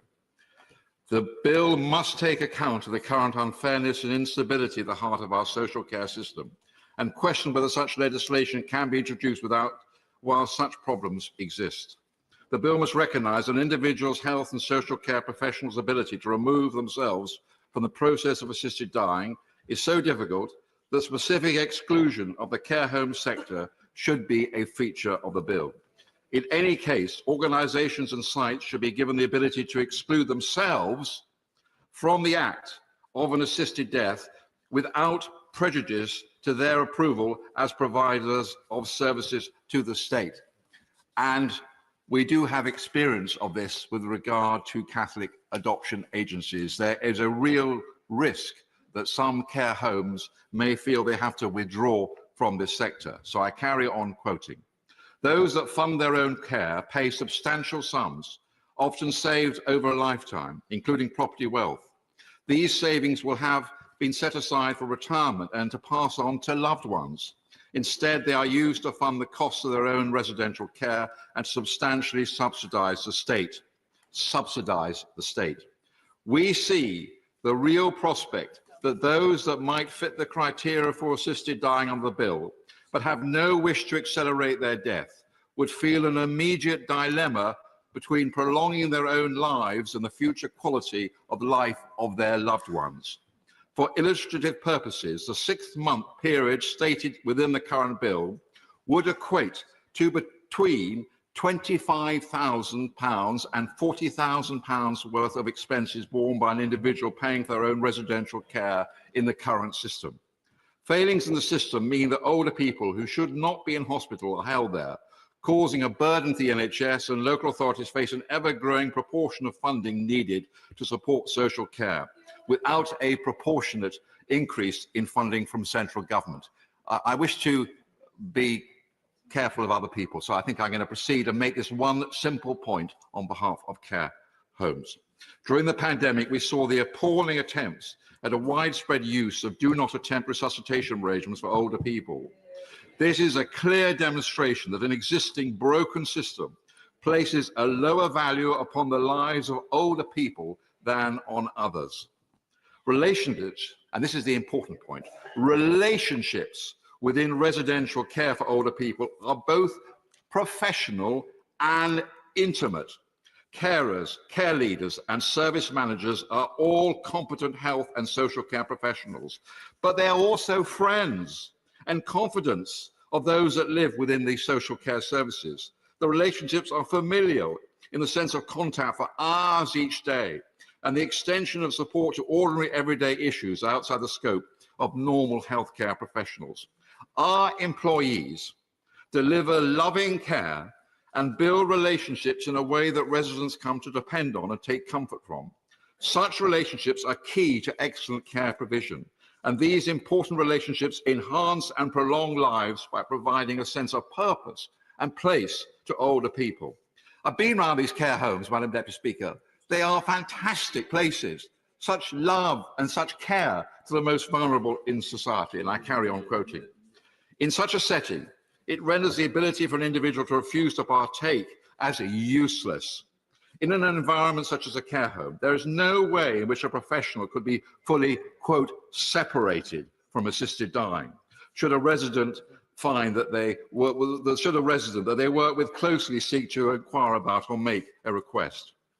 Imagine a scenario where an individual living in social care is at the point where they will be provided with the approved substance to bring about their own death. In a care home, this is likely to be in their own room, which will be in close proximity to many other people, older people, who live within that setting.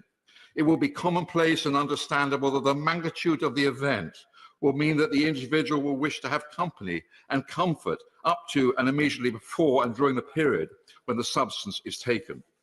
A request for the company of a care professional will create a substantial moral dilemma for that person, profoundly so that if they are individually opposed to assisted dying, this is a sort of choice and a sort of pressure on these loving care workers that they will have to make.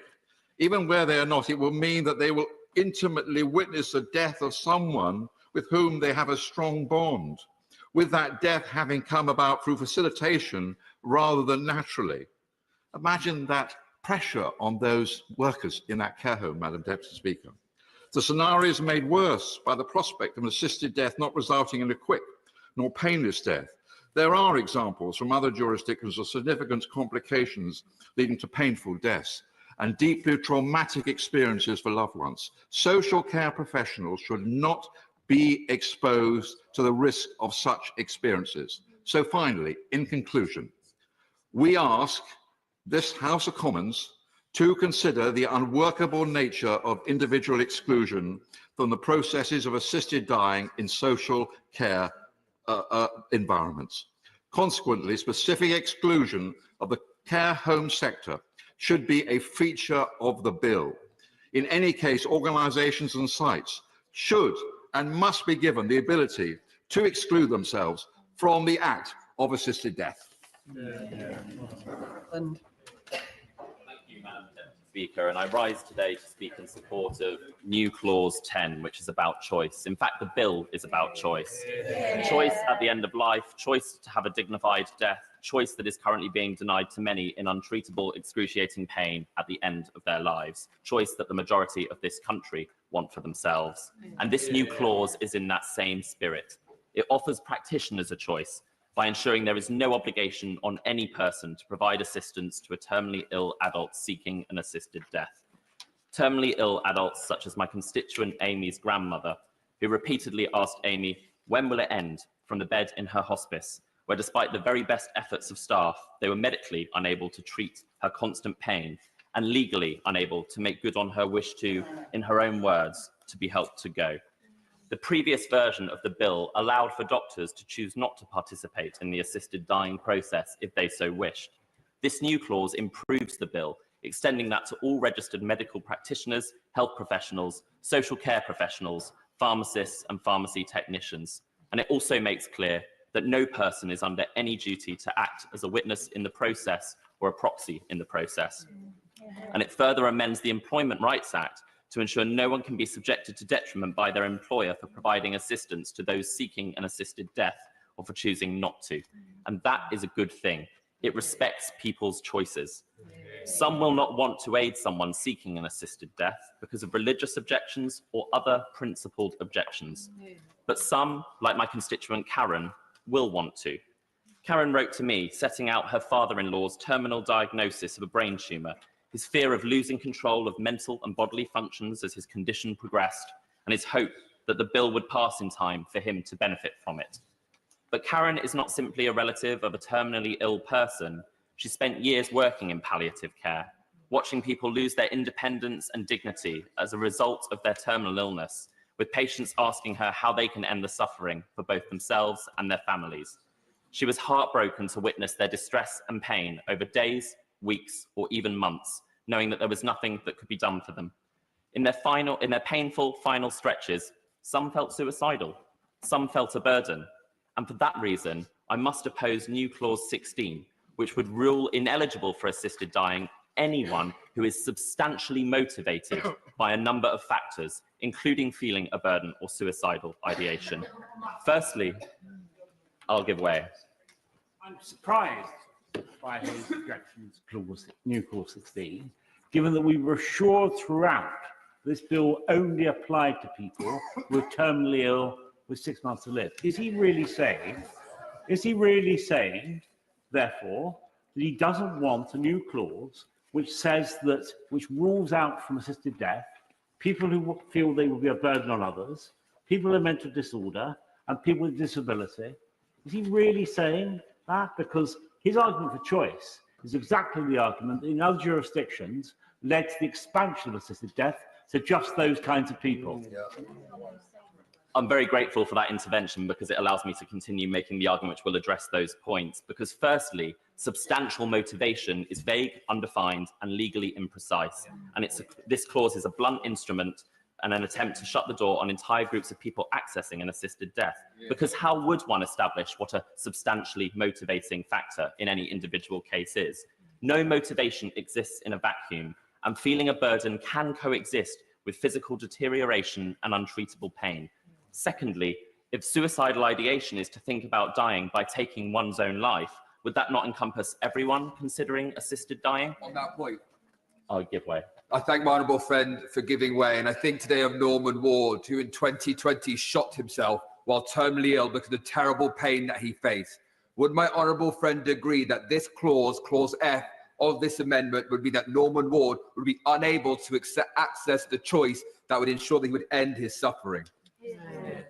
I do agree with my honourable friend, and similarly, I cannot support Amendment 102, which requires doctors to ensure there are no remediable suicide risk factors before conducting a preliminary discussion with a patient. There is no clear legal or clinical definition of the term remediable suicide risk factor, and the bill already includes multiple checks on mental capacity and mental illness, including by independent doctors and a specialist panel. The vagueness of this amendment risks wrecking this much-needed bill. I emailed Karen again yesterday to ask if I could refer to her in this speech. Her father-in-law had sadly died in the time that had passed between her initial email and our exchange yesterday. This bill wasn't passed in time for him, and he couldn't benefit from it. But Karen hoped that his story could make some small contribution to changing the law. There don't need to be more people in Karen's father-in-law's or Amy's grandmother's position. They can have choice at the end of life. And our brilliant palliative care workforce, like Karen, can have choice on the kind of care they provide to. I must make progress, I'm afraid. So I hope that members across the House will join in support of new clause 10 to strengthen the bill and reinforce that choice for patients and practitioners is at the heart of this legislation, and oppose amendments and clauses that would wreck the bill and put that choice at risk. And before I call the next speaker, after his comments, I will be asking members to limit their comments to no longer than 8 minutes. So I call Tom Gordon. Thank you, Madam Deputy Speaker. I'd like to start by thanking the honourable member for Spen Valley for bringing this bill forward and the opportunity to have served on that bill committee. I rise to speak in favour of Amendment 4 tabled in my name. This amendment goes to the very heart of what this bill is all about: dignity, compassion and choice at the end of life. The honourable member give way on that. I will give way. Thank you. And my honourable friend is quite right to point to the compassion and fairness that is right at the heart of this bill for those terminally ill. But will my honourable friend agree with my constituents who would like to see this extended to those terminally ill with motor neuron disease and neurodegenerative disorders, so that they have choice and dignity too by extending the eligibility period? I thank my honourable friend for that comment. And I think what was really interesting is the way in which the debate was conducted at second reading and the Bill Committee, and how we were meant to be having that respectful debate. And it's disappointing to hear comments already from opponents. This amendment seeks a simple yet crucial change to extend the eligibility period for those with neurodegenerative conditions from 6 months to 12 months. This is a change that's already reflected in legislation in 5 of 6 Australian states.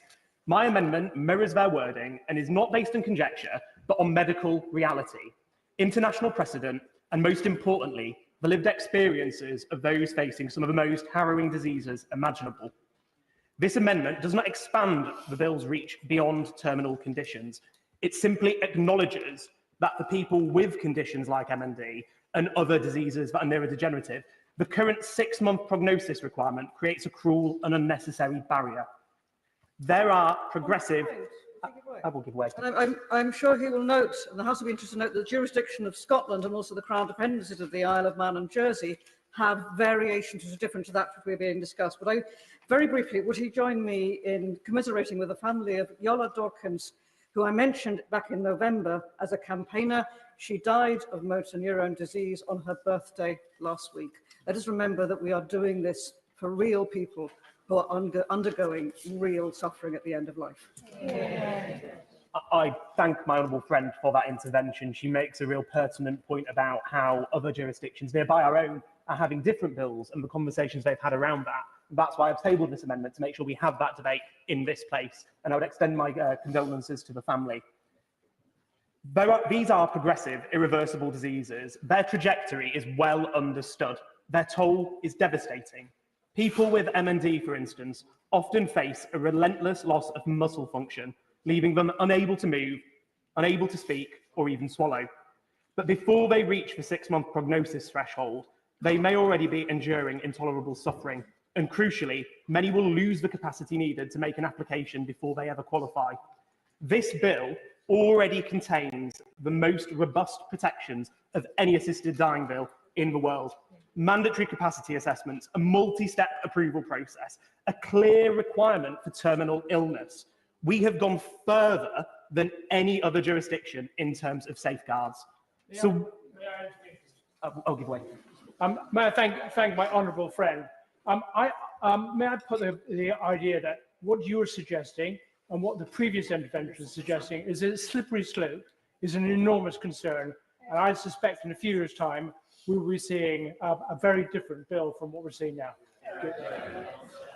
I thank the honourable member for his intervention. The point that I would make is this amendment is designed to stop having a conversation about eligibility after this bill. I want to see a bill that would stop that argument about a slippery slope and give equitable access to people of all health conditions. I will not give way. I'll make a little progress. We've gone further than any other jurisdiction in terms of safeguards. So why then, if we are satisfied that those robust safeguards, are we excluding those with neurodegenerative diseases, people who are terminally ill, on the basis of an arbitrary time frame? We say this bill is about choice, but for someone who's already lost their ability to speak, to move, and knows they're on a rapid decline, what choice do we offer them? Wait until your prognosis hits 6 months. I'll make some progress. Wait until your prognosis hits 6 months, if a doctor can say so with confidence, and hope that you'll still have the cognitive ability to apply. Let me speak to the reality of this amendment with a story from one of my constituents. A constituent who didn't wish to be named wrote to me about her brother, who died at 58 from MND. Prior to his diagnosis, he was strong and healthy, and as she put it, a lot of fun. A great family man, but his illness was dreadful to watch progress, and it made a profound impact upon the family. It took 18 months of effort, worry, and deep distress before he finally passed away. He wanted to have control over the time of his death, knowing what was to come. My constituent wrote, and I quote, "It's a difficult subject for most of us to contemplate, but in his particular case, the possibility of an assisted death would have given him much comfort. Unless you're actually affected," I will make a little progress, and mid-quote, "unless you are actually affected by something as desperate as MND, you cannot understand what it really means to have such an option." She's right. We can debate legal safeguards, ethics, and precedents all day in this chamber, but for those living with devastating diseases, this isn't theoretical, it's personal, it's urgent, and it's real. The honourable member give way. I will give way. I thank the honourable member for giving way. on this particular point. This is a very personal one for me because much of my motivation in supporting this bill comes from having watched a member of my family die of motor neurons disease. And while I accept that perhaps it would have been preferable if that could have been include motor neuron and other degenerative diseases could have been included, I also accept that we do not want to go down the slippery slope. However, I think there is a difference between degenerative diseases like motor neurons disease and extending the bill to other conditions.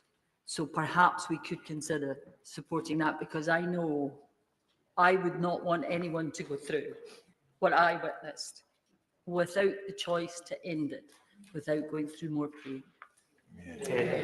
I'm Gordon. I thank my honourable friend for that really powerful and compelling intervention. I've lost my train of thought now. Thank you. What we risk doing is creating a two-tier system. We say we want to fix the status quo because we know it isn't working. But if this bill forces people, like my constituent's brother, to consider dying earlier, or worse, still have to travel abroad for an assisted death in another far-off distant country under different laws, then have we really changed anything?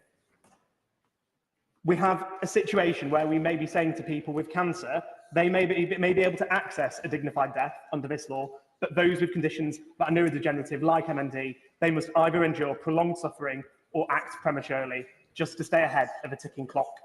It's my view that this is not justice, and it's certainly not compassion. International experience backs up this amendment. In Victoria, where there is a 12-month limit which applies to neurodegenerative conditions, only 7% of applicants lose the capacity before they can proceed. In New Zealand, where the 6-month threshold remains, many people are excluded because they lose that ability too soon. We know here in the UK alone, MND takes over 2,000 lives a year. That's 6 people every single day. So today, I'm asking colleagues not to turn away from these people, not to dismiss their fears or their hopes or their pleas for fairness. I will make some progress. This amendment is not about eroding the careful work that the Bill Committee has done to expand the rigorous safeguards this bill already has. It is about ensuring that some people with the most cruel and terminal conditions are not left out of the very options we're seeking to give others. If we believe in dignity, I'm coming to the close of my remarks, so I will make some progress. If we believe in dignity, let us make it so dignity includes everyone. If we believe in autonomy, let us not deny it to those who may lose their voice tomorrow. And if we believe in compassion, let it be compassion that recognises the lived reality of all terminal illnesses and does not consign those with MND to the status quo. Florence Eshelome. Thank you, Madam Deputy Speaker. I am going to be mindful of time and allow other colleagues to speak. So I've carefully made sure that my speech is short, so I will not be taking any intervention, colleagues. I voted against this bill at second reading on the grounds of inadequate safeguards against the coercion of minority communities. This was based on my belief that if we are to legislate for something as serious as the end of someone's life, then that bar it should reach to be deemed safe needs to be much higher than in other areas.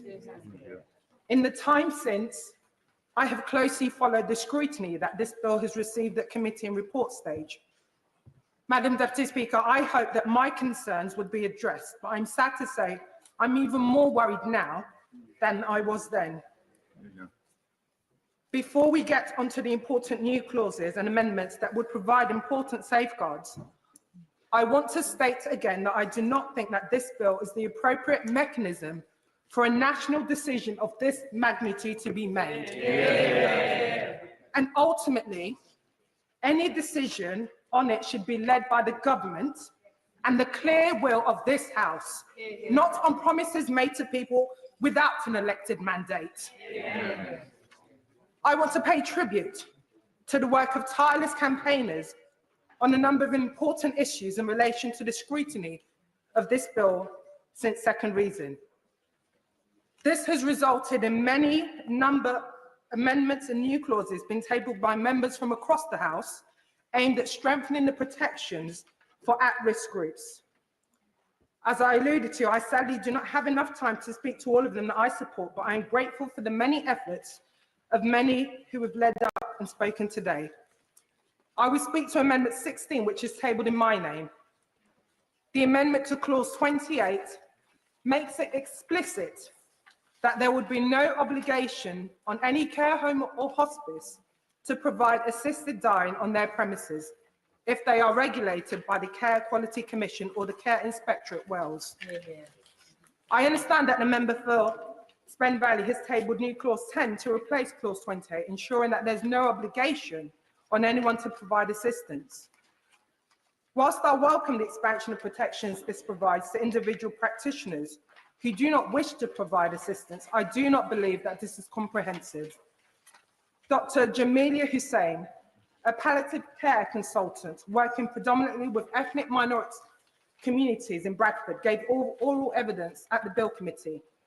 She said, and I quote, "I have gone into those communities and I've spoken to them about this bill. What they say overwhelmingly to me is we are scared.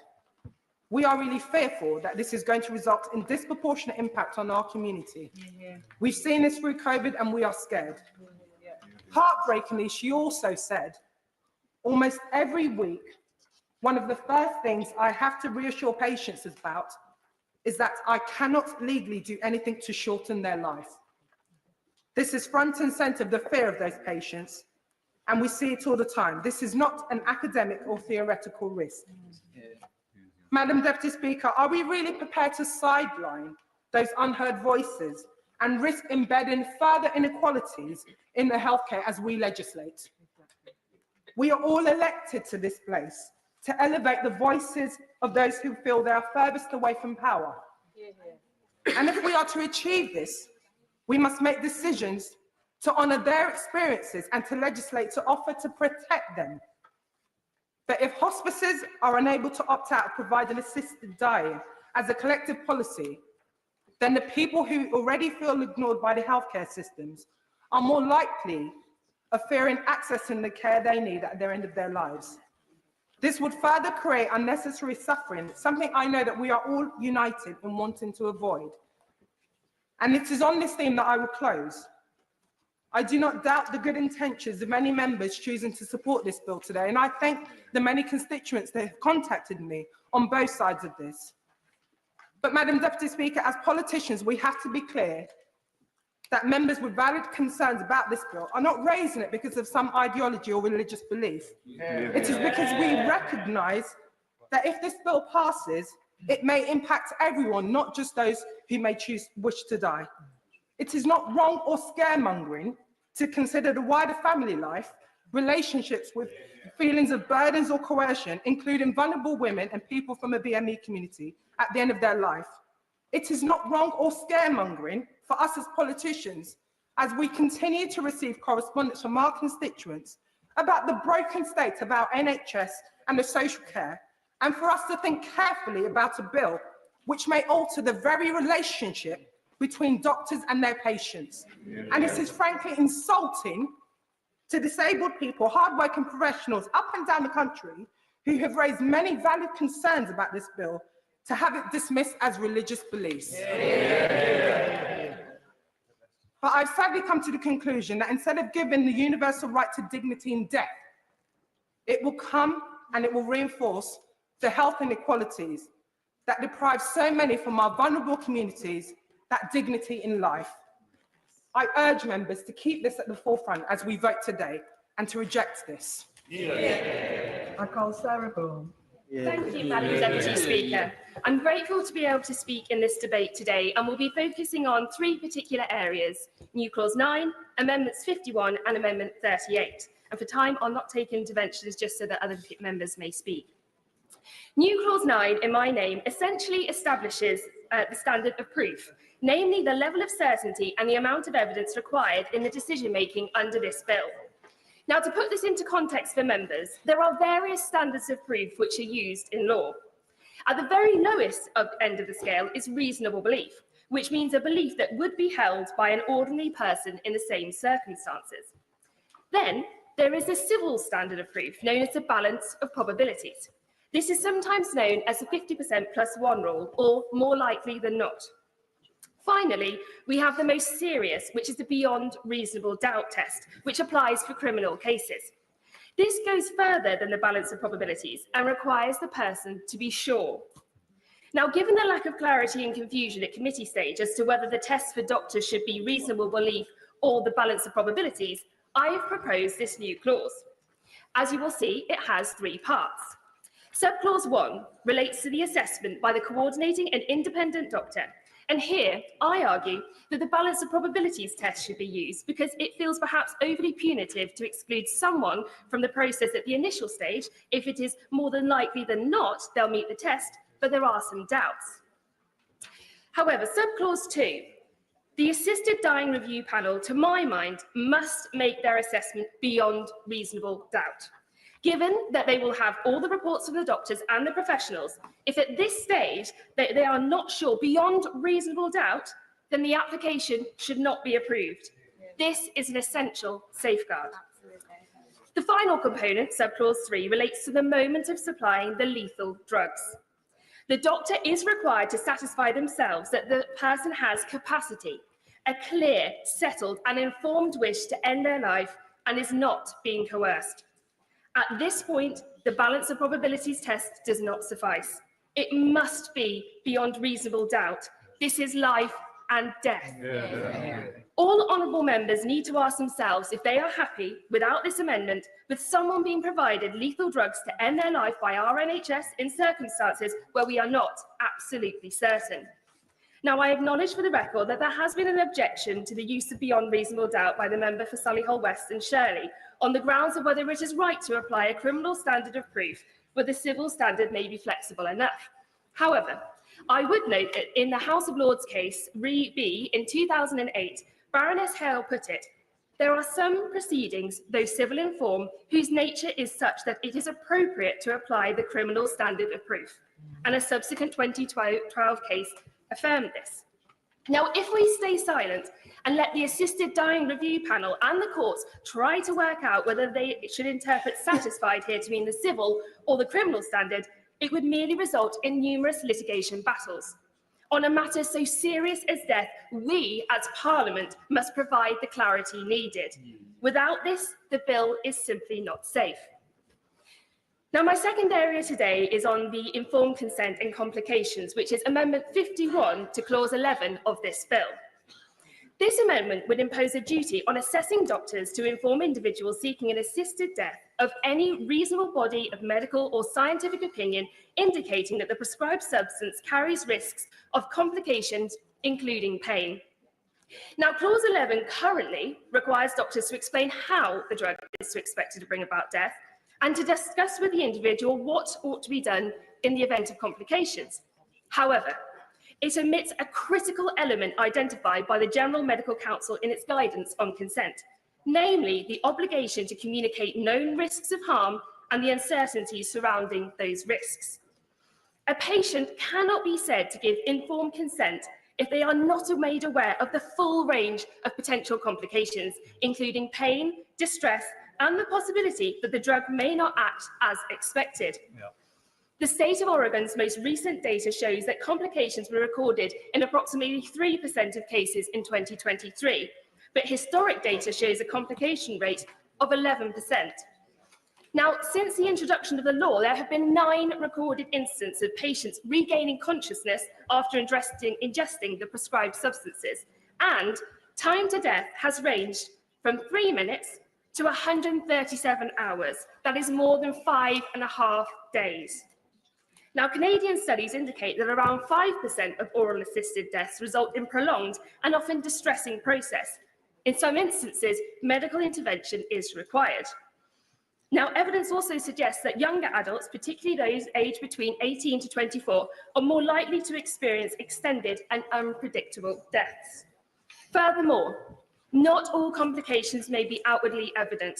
High doses of barbiturates combined with paralytic agents which suppress all voluntary muscle movement may result in what outwardly appears to be a calm and peaceful death, but in fact may conceal considerable psychological suffering. Now, the member for Spen Valley talks about offering choice, But a choice made in the absence of information is not true autonomy. It is abdication. A meaningful decision requires that the individual is aware not only of what is intended to happen, but also what may plausibly go wrong. In both Oregon and California, legislation explicitly requires that patients be informed of any known risks associated with the medication to be administered. So why would we adopt a lesser standard here? This amendment simply calls for honesty. And finally, but very briefly, I also want to add my support to Amendment 38, which clarifies that an individual who is not already terminally ill under the definition of Clause 2, subsection 1, cannot qualify by refusing standard treatment or taking steps to induce a terminal condition. Now, as someone living with type 1 diabetes, which for the record is a progressive illness that cannot be reversed by treatment, and knowing that this condition is solely managed by the individual or not in the cases of extreme stress, this is an incredibly important protection. Alongside the multiple daily injections, 24/7 thinking and monitoring of everything you do, a diabetic could be at risk of suffering with diabetic distress or even developing disordered eating. This could prove fatal if standard treatments are not accepted. They should never be offered assisted suicide. They could recover with the right support. The member for Spen Valley knows I've spoken to her about my concerns about conditions like diabetes being caught unintentionally. This amendment would be a step to protect those who may be unable to protect themselves using the standard means. Diabetes and anorexia have been a reason for assisted suicide in Oregon, so please be aware of what could happen. Madam Deputy Speaker, on a personal note, not long after I was diagnosed as a type 1 diabetic, I suffered diabetic distress. I didn't know how I could continue with this condition, and I convinced every single person at my workplace that I was absolutely fine. And it was only that my parents caught that I was in this position here today to get the support. So please, please think seriously about the unintended consequences and protect vulnerable people like myself. Thank you. Dr. Marie Tidball. Thank you, Madam Deputy Speaker. At the second reading, my decision to support this bill was one of the hardest I've ever had to make, one which required me to go to the very depths of myself and draw on my experience as a child in excruciating pain, along with the extensive, poignant experiences shared with me by my constituents. As I said then, my support was conditional upon specific changes at committee stage. I'm pleased to say all these changes have been made. As a member of that committee, it was the most extraordinary cross-party deliberative process I've ever witnessed in my 20 years of analysing legislation as an academic and policy researcher working in disability law and policy. On the committee, I worked to strengthen the voices of disabled people and their protection under the bill's provisions. I moved amendments to introduce Clause 20 on independent advocates and Clause 44, creating a disability advisory board. These are augmented today by Amendments 75 and 91, brought by the Honourable Member for Spen Valley. Clause 20 established the role of independent advocates for a qualifying person engaging with the bill for them to effectively understand their options around end-of-life care, empowering disabled people to be treated with the dignity and respect that we deserve.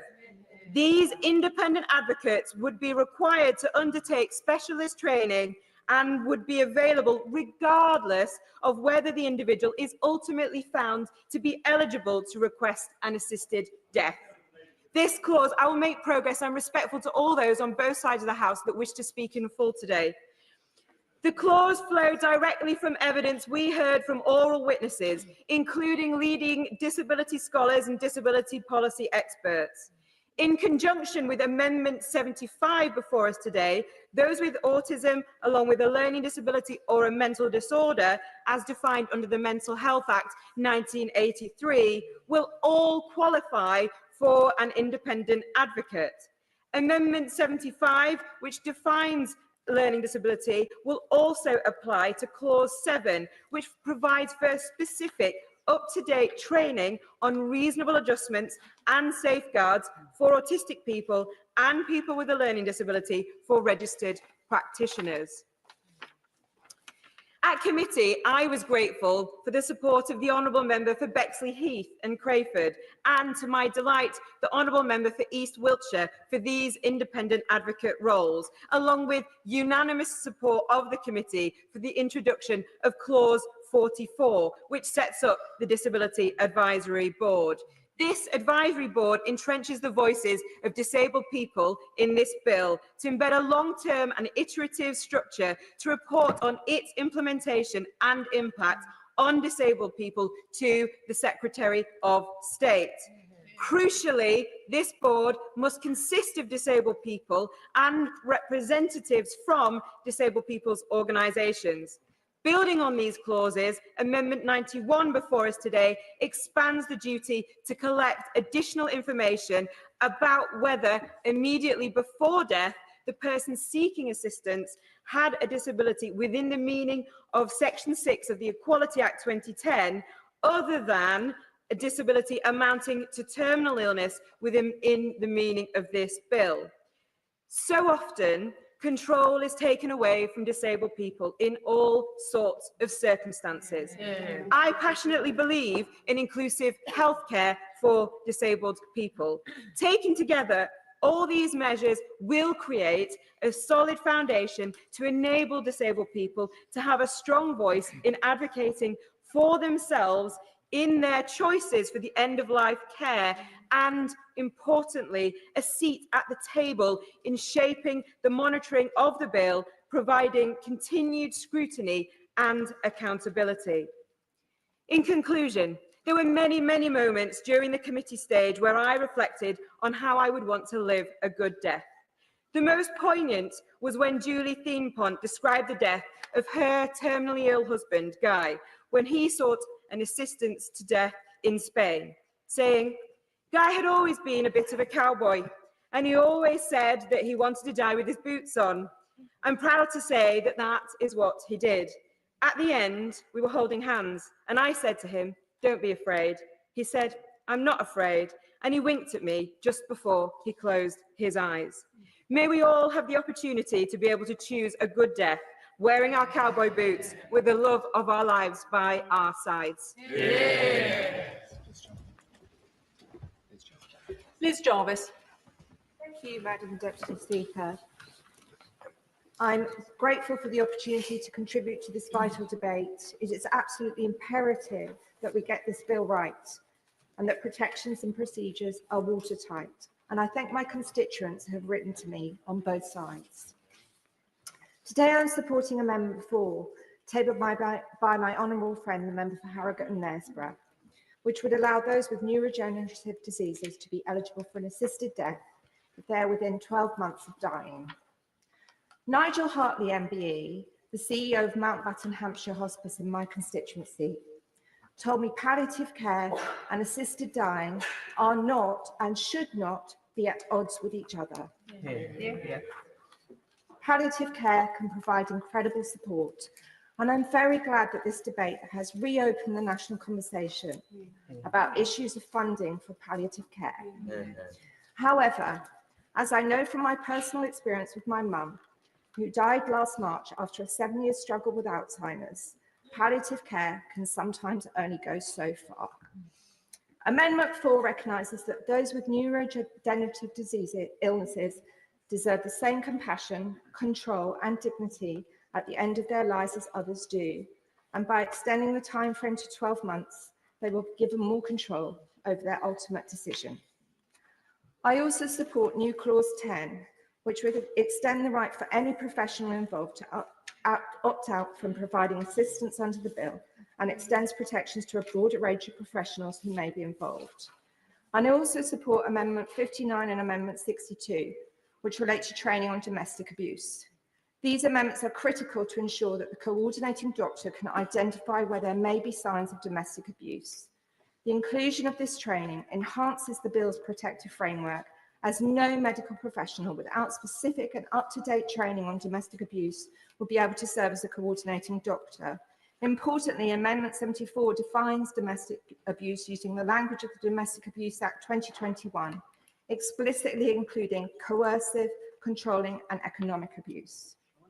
Amendment 63 removes any ambiguity about the scope of eligibility, making clear that only terminal illness qualifies under this legislation. This clarity is essential to maintaining public trust and ensuring that the bill is not open to misinterpretation or misuse.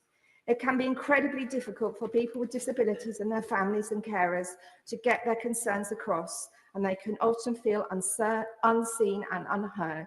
So this amendment is vital. Finally, Madam Deputy Speaker, I would like to contribute by paying tribute to the Honourable Member for Spen Valley for her work on this bill and to her tremendous courage, determination, willingness to engage and resilience. As other members have said, the decision before us is fundamentally about whether we believe in an individual's right to have choice at the end of their life. I know what my mum would have said. Rachel Maskell. Thank you, Madam Deputy Speaker. I beg to move amendments 26, 45 and 46 in my name and other members, and I'm grateful for their support. Briefly on Amendment 26, hospice care is not a formulation of care, but a clinical setting where palliative care is delivered. So I trust the House will accept my amendment for accuracy. Now let me turn to Amendment 45 and consequential Amendment 46. The literature points to a complex clinical decision-making, of which this is being safer if made in the context of multidisciplinary teams, as advocated for by the professional bodies at the very start of the process. Further, it screens out unconscious bias and provides for clinical accountability with robust interdependency. It demands a deliberative process and safeguards clinicians and patients with more secure outcomes. I've talked extensively to the professional bodies, clinicians, and read the academic evidence on this. And in drawing out best practice, this amendment will provide such safeguards, ensuring that the patient is at the heart. Honourable members will know from the evidence, the Bill Committee, that this initial assessment is the most important part of the process, and clinicians and professional bodies do not understand why psychiatrists and social workers are placed in a quasi-judicial role rather than to use their clinical and social expertise. The process makes the wrong assumptions without this change. There's a predication towards an assisted death rather than recognising the insecure position that someone with a terminal illness finds themselves having and the safeguards that are required. There are many reasons for suicidality and they should be explored. In clinical practice, should someone determine that they want to end their life for whatever reason, then a clinician would seek to ensure that right professionals were involved in the care of the person with exploration, diagnosis, and where necessary, therapeutic and pharmacological interventions. I won't. Dr. Ladi Smith, the president of the Royal College of Psychiatrists, could not have been clearer. Academic research says the same. When someone is in receipt of a terminal diagnosis, there is frequently an episode of depressive disorder. Dr. Price presented evidence that those who had a wish to hasten death were 18 times more likely to feel suicidal. They say mental disorders are treatable. The spike in suicidal ideation and action is highest in the first few months following terminal diagnosis and then dissipates with time or intervention. Again, evidence. People change their mind, no longer wanting to die. As with other aspects of the bill, poor care, poor pain management and poor symptom control, or the fear thereof, is why someone seeks to end their life. This can be palliated. Colleagues must recognise the paucity of mental health provision given to somebody when they receive a terminal diagnosis. Often no psychological aftercare. People failed, yet this should not be a reason to die. So I ask for a panel with a social worker to assess the psychological needs of a patient, experts in being able to detect coercion, intrinsic and extrinsic, understanding people that are the most vulnerable, and the fusion of complex emotions, anxiety and fear. Solutions can be found by them. Then a psychiatrist. Depression, anxiety and fear are natural responses to trauma. However, can be treated with the right interventions. It detects at the point somebody expresses a wish to die. Then a person can have a wish to live. The travesty of getting this wrong is unconscionable. then a palliative care consultant registered on the GMC specialist register, understanding the very actions that can alleviate somebody's suffering. Evidence at the Bill Committee from Sue Ryder showed how poor provision led to somebody's consideration of an assisted death. Likewise, President of the Association of Palliative Medicine, Dr. Sarah Cox, set out, and I quote, "We know that effective palliative care can change a terminal ill person's point of view from wanting to die to wanting to live." Evidence. A point I've heard from all leaders of on our Palliative Care Commission. These are the specialists who know how to palliate physical, psychological, socially and spiritual needs of a patient. And they have such techniques which many people have not had access because of poor provision. In our Palliative Care Commission, which reported on Tuesday, and please read the evidence-rich report drawn from best practice, we reported excellence in end-of-life provision is achievable. Too many people are just not getting access. Without this, I fear the bill not only leads the patient down one route, that to die, and this is not choice at all. It's a path to an assisted death. Then I asked for two doctors, a generalist and a specialist, one of which is the coordinating doctor. Yesterday, the Royal College of Physicians stated that there is inadequate protections of patients and professionals in the bill, and I quote, "Notably, the proposed mechanism of decision-making are not in line with good clinical and professional practice. Parliament must address these critical issues in the legislation or risk failing to protect vulnerable patients and uphold the integrity of clinical practice." End quote. This week, the chair of Royal College of GPs has said they've got real concerns about the practical and legal implications within this bill. And I seek to address that assessment process with my amendment. But I must quickly say to the Minister, if he thinks just 2 days of training for a doctor is sufficient, well, I can tell him they will not have the necessary competencies. But it even suggests in the impact assessment, it will just be 90 minutes online with 60 minutes interactive training. That is simply not good enough. Poor medicine makes assumptions, and this bill certainly does it. Assumes somebody wants to die. However, it's a clinician's duty to have an open and inquiring mind, to seek out reason, not to assume, not least when government's suicidal prevention strategy recognises such. It is only through examination can we establish why someone wants to die. And Chapter 8 of the Palliative Care Commission reports that 24% of the population know very little or have not heard of palliative care, as set out by the King's College study. The bill only presumes an assisted death, not choice. Finally, how to do this? Separate or joint assessments, and then a panel meeting to deliberate. So not a quasi-judicial panel, but evidence-led assessment where real choice is offered. Listen to the experts, hear their collective voice. This bill is unsafe. It is why the professional bodies are speaking out against this bill. While my amendment will nudge it into a safer place, the scale of concern far exceeds this. Colleagues, we must follow the experts' evidence. Sir Jeremy Wright. Very much indeed, Madam Deputy Speaker. In view of the number of people who wish to speak in this debate, I'll restrict my remarks to the amendments in my name and the name of others. Those are 47, 48 and 49. And these amendments are focused on the stage in the process which involves the multidisciplinary panels established in clause 14. And the purpose of these amendments is to make that system work better.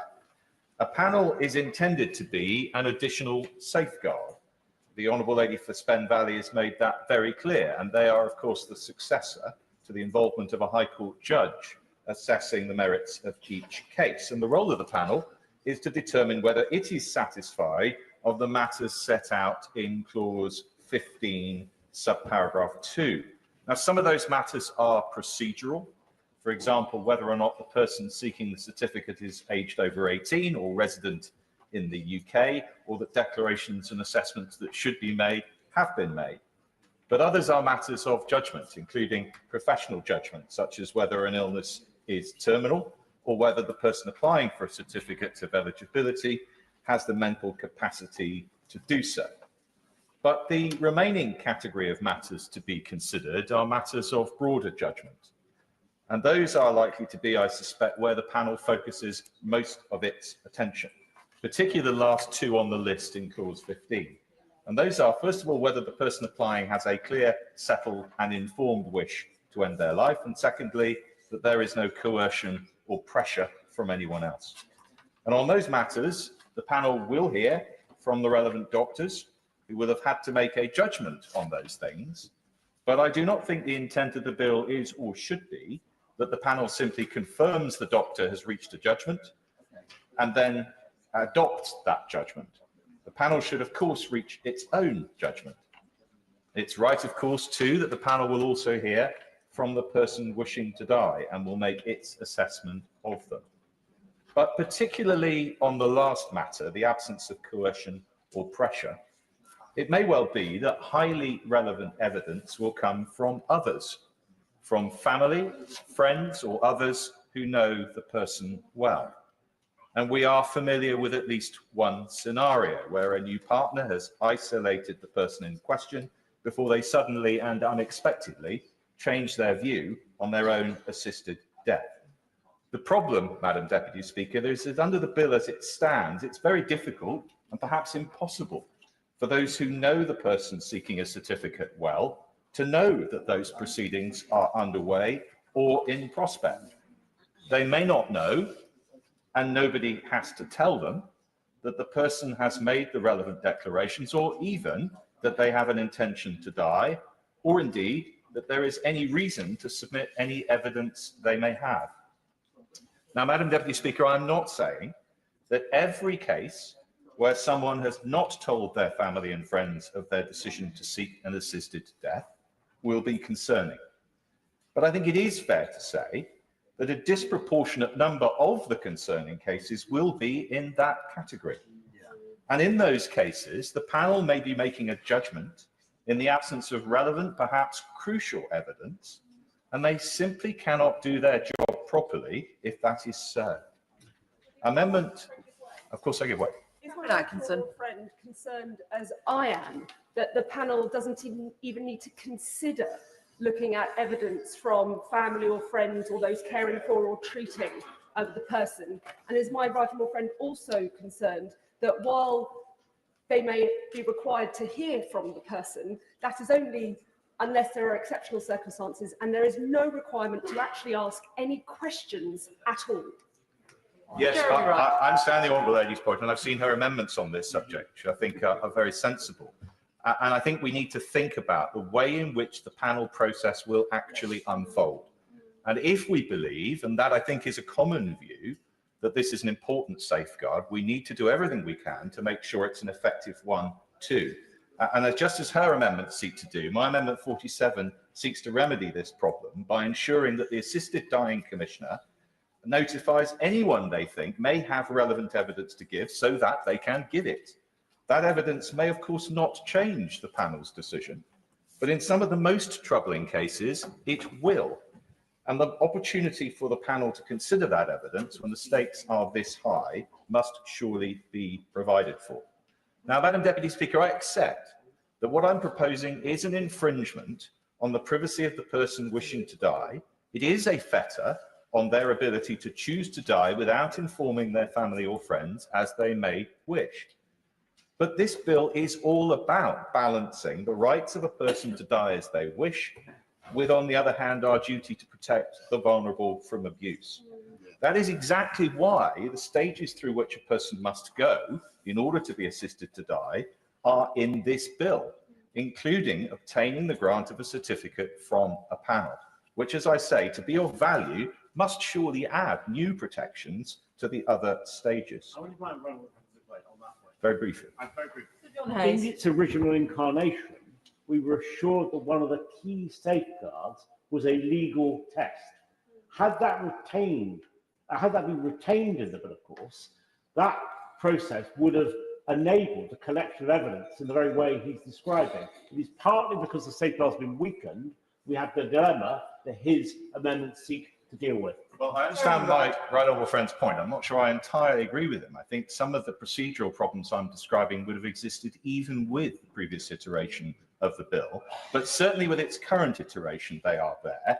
And what I'm seeking to do at this report stage is trying to fix the problem. And it's really a problem because it arises from the difficulty of the three qualified individuals that will constitute these panels to express a considered judgment. And if we are to have added value in the panel stage of this process, we have to enable the panel surely to make good judgments. And good judgments come from the capacity to assess all the relevant evidence. The bill as it stands makes it very hard for the panel to have access to all that evidence in every case, but perhaps especially in those cases where its additional safeguard is most needed. On that point, I give one. Let's just to raise the point in regards to the panel and the concerns that again were raised by the Royal College of Psychiatrists, and actually their point 5 in their concerns is actually it's not clear what the psychiatrist's role on that panel would actually be. You're right. Well, I think the honourable gentleman makes a fair point. I think what we can expect is that the psychiatrist on the panel will subject particularly the requirement on mental capacity to some considerable professional scrutiny. But nobody on the panel, whatever their professional competence may be, is capable of doing the job properly if they haven't access to the necessary evidence. And that's the point that I'm making. We must make sure that they do. Now, I would also argue that the fact that the panel may sit in public is not a sufficient answer to the problem I'm raising. And that's first because there will be many panels considering many cases. And we cannot expect those who have evidence of coercion, for example, to watch the lists in case the person they know may happen to appear in them, when of course they have no expectation that they will. And secondly, because the panel will not sit in public in every case. Schedule 2, paragraph 6 says, and I quote, panels are to determine referrals in public. So that is the clear presumption, and that is welcome. But paragraph 6.2 says that the chair of the panel may decide the panel will sit in private at the request of the person to whom a referral relates. There's nothing I can see in the bill about any grounds on which the panel chair may refuse such a request. So it will certainly occasionally, or perhaps often, be the case that the panel will sit in private and no one will know what it is doing. Madam Deputy Speaker, the next issue is the way in which a panel will go about making the judgments it needs to make. And that brings me to Amendment 48. Now, most judicial and quasi-judicial hearings, as we all know in this country, are conducted on an adversarial basis. And that is not, by the way, a reference to the tone of proceedings, but to the presentation of both sides of an argument, so the tribunal can reach the right conclusion. That is what our judges and lawyers are used to. And that matters here because, again, this quasi-judicial stage in the process of seeking assistance to die is being offered as important reassurance that things are going to be done safely. But it cannot offer that reassurance if panels are being asked to adopt a process for which they are ill-equipped. And that is not a criticism of those who will sit on those panels. And I accept that under the bill as it stands, a panel may hear from and may question any other person beyond the person seeking the certificate and the relevant doctors. But as I've sought to address in Amendment 47, as things stand, those other persons will in all likelihood not know about the panel's proceedings and therefore will not come forward with the evidence of their own initiative. The panel would have to go out and find them. And how exactly are they to do that? How do the panel know who may have relevant evidence to give, and with what resources will they seek them out? The position on what resources will be available more generally for the process under the bill remains unclear, but the impact assessment suggests that panels are expected to deal with 2 cases a day, and that suggests they'll spend somewhere between 3 and 4 hours on each. That, Madam Deputy Speaker, is not much latitude for further investigation. So Amendment 48 proposes that the Commissioner should notify a designated authority on an application for a certificate. The Secretary of State can choose the appropriate one, and that authority will supply an advocate to the panel with the responsibility to raise arguments against the grant of the certificate, which the panel will not otherwise hear. And I think that is important because it ensures that there is another participant in the panel process who can at least help the panel by prompting consideration of concerns, reservations, or grounds for further inquiry before decisions are made. And finally, Madam Deputy Speaker, my third amendment, Amendment 49, is about what happens once a panel has reached its conclusion. Now, Clause 16 provides for a person seeking a certificate to be able to ask for reconsideration of a panel's refusal to grant one.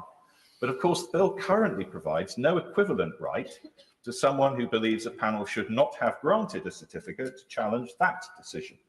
Anyone in that position would need to resort to judicial review, which is complex and expensive. Could I gently suggest to the right honourable member that he might be bringing his remarks to a close? There are many other members who wish to contribute this afternoon. I certainly am, Madam Deputy Speaker, and I'm doing my best, I hope as briefly as I can, to explain what are technical amendments in a hugely important bill, in a part of the bill that the promoter has advocated for because she believes it's a safeguard. I think it's important, Madam Deputy Speaker, that we establish whether it is such a safeguard and if it can be improved, how it can be improved, but I entirely take your strictures on board and I will come as quickly as I can to a conclusion.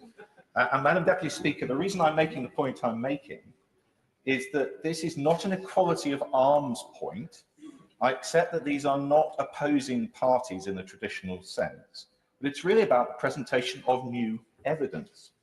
Presumably, advice to someone whose application for a certificate has been refused and who has new evidence to present would be to reapply to the Commissioner. But what is someone who has new evidence to challenge the basis for an existing certificate to do? Judicial review is no help. That's about the soundness of the decision already taken, which will be assessed using the evidence already presented to the panel which took the original decision. And the obvious scenario here is where someone comes forward after the granting of a certificate, perhaps because they did not know of the previous proceedings, with pertinent evidence of coercion. There is currently no mechanism for that evidence to be considered. And I'm not suggesting that people should simply be able to delay the process without grounds. My amendment suggests that the Commissioner will need to screen all such applications to ensure there's an arguable case to be made. But Madam Deputy Speaker, finally, I make these amendments and put them forward because I believe it's important at report stage in this bill to accept that the bill may become law and to make it the best law we can make it. This particular phase of the process can only be a safeguard if we enable the panel to do its job properly. These provisions are currently defective in that respect, and I think it's extraordinarily important that we make them effective for the panel to do its job properly. Point of order, Madam Deputy Speaker. Point of order, Simon Hall. I don't wish to be flippant or test the patience of the House, but we've just heard an important speech from a former Attorney General on some key legal points. This is still a private member's proposal. Is it in order, or how can the supporter of the bill, sponsor of the bill, the Honourable Lady, the member for Spen Valley, respond to whether or not to accept amendments to her proposed legislation if she's not in the chamber to hear the arguments? Is it not a discourtesy to the House and those who have spent some considerable time working on amendments on both sides of the argument for her not to be here to hear what they are advocating? Can I thank the honourable member for his point of order? He will know that that is not a matter for the chair. Can I remind members that whilst there is no formal time limit, there are many members who wish to contribute in a very important debate, and it would be very helpful if members could keep their remarks to within the 8 minutes that was suggested. Kevin Bonavia. Thank you, Madam Deputy Speaker. At second reading of the bill, I voted in favour, partly because I believed in the principle of it, because I do believe in the right to choice and the right not to choose, but also because I believed that we needed to have a way of checking somebody's clear intention. At the moment, there are horrible deaths that are going on, and there are no such checks in place. So I was keen to see how this House could come up with a system that will not be perfect, but better than the terrible status quo that we have now. And in the bill at that stage, we had 2 checks by medical practitioners, and in that third layer, the involvement of a High Court judge. And although I was pleased with the third layer, I was not convinced that that third layer was the right way to deal with that matter. So I was pleased that the committee has now proposed a panel now of experts to make those checks. And the previous member has, I believe, rightly looked at some of those points. But for me, having that panel in place is very important, and it's our job today to see how we can strengthen that. And I want to speak to amendments 78 and 79. And I think the improvement in amendment 78 there is to make sure that we have a unanimous decision, and that includes a decision in favour of a certificate of eligibility. Abstentions will not apply. I think that is better than that was previously in the draft, and certainly better than a High Court judge. And Amendment 79 setting out those written reasons, because there will be scrutiny of those decisions, and we do need to have those proper written reasons. So my plea to members, I do appreciate that everybody who's here today and who's taken part in this process has come from the best of intentions. It is not easy, it's very difficult. And we have all of our constituents, many of them come from both sides, giving us all those examples. We are doing the best that we can, certainly to alleviate people's suffering. That, I hope, is the common intention of this House. Yes, I will. I thank my honourable friend for giving way. Like my honourable friend, deciding to vote in support of the bill at the second reading was a difficult choice for many, but it was to improve the current situation that exists, to have dignity in dying. So does my honourable friend agree that to impose significant restrictions to a bill, we should not render it ineffective if the bill is passed? Thank you. Well, today, my honourable friend is right to think about the impact of restrictions. Today, we are all trying in our own different ways to try and improve the bill, whether we believe it in principle or not. I believe that the amendments that I'm talking to do improve that bill, but I should end by saying this. For all of us who are thinking carefully about the bill and all the different parts of it, ask yourselves this question. Does it make it better than the status quo? I believe it does. I believe that there will be fewer, more horrible, painful deaths out there. And that is why I believe these amendments help in that direction. And I remain in support of this bill, and I ask other members to think very carefully too. Damien Hines.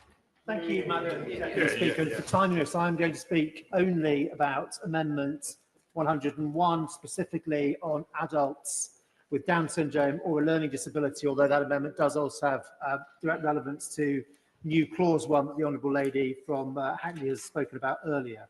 And this amendment would disallow medical practitioners from initiating a conversation about assisted dying with a person who has Down syndrome or a learning disability.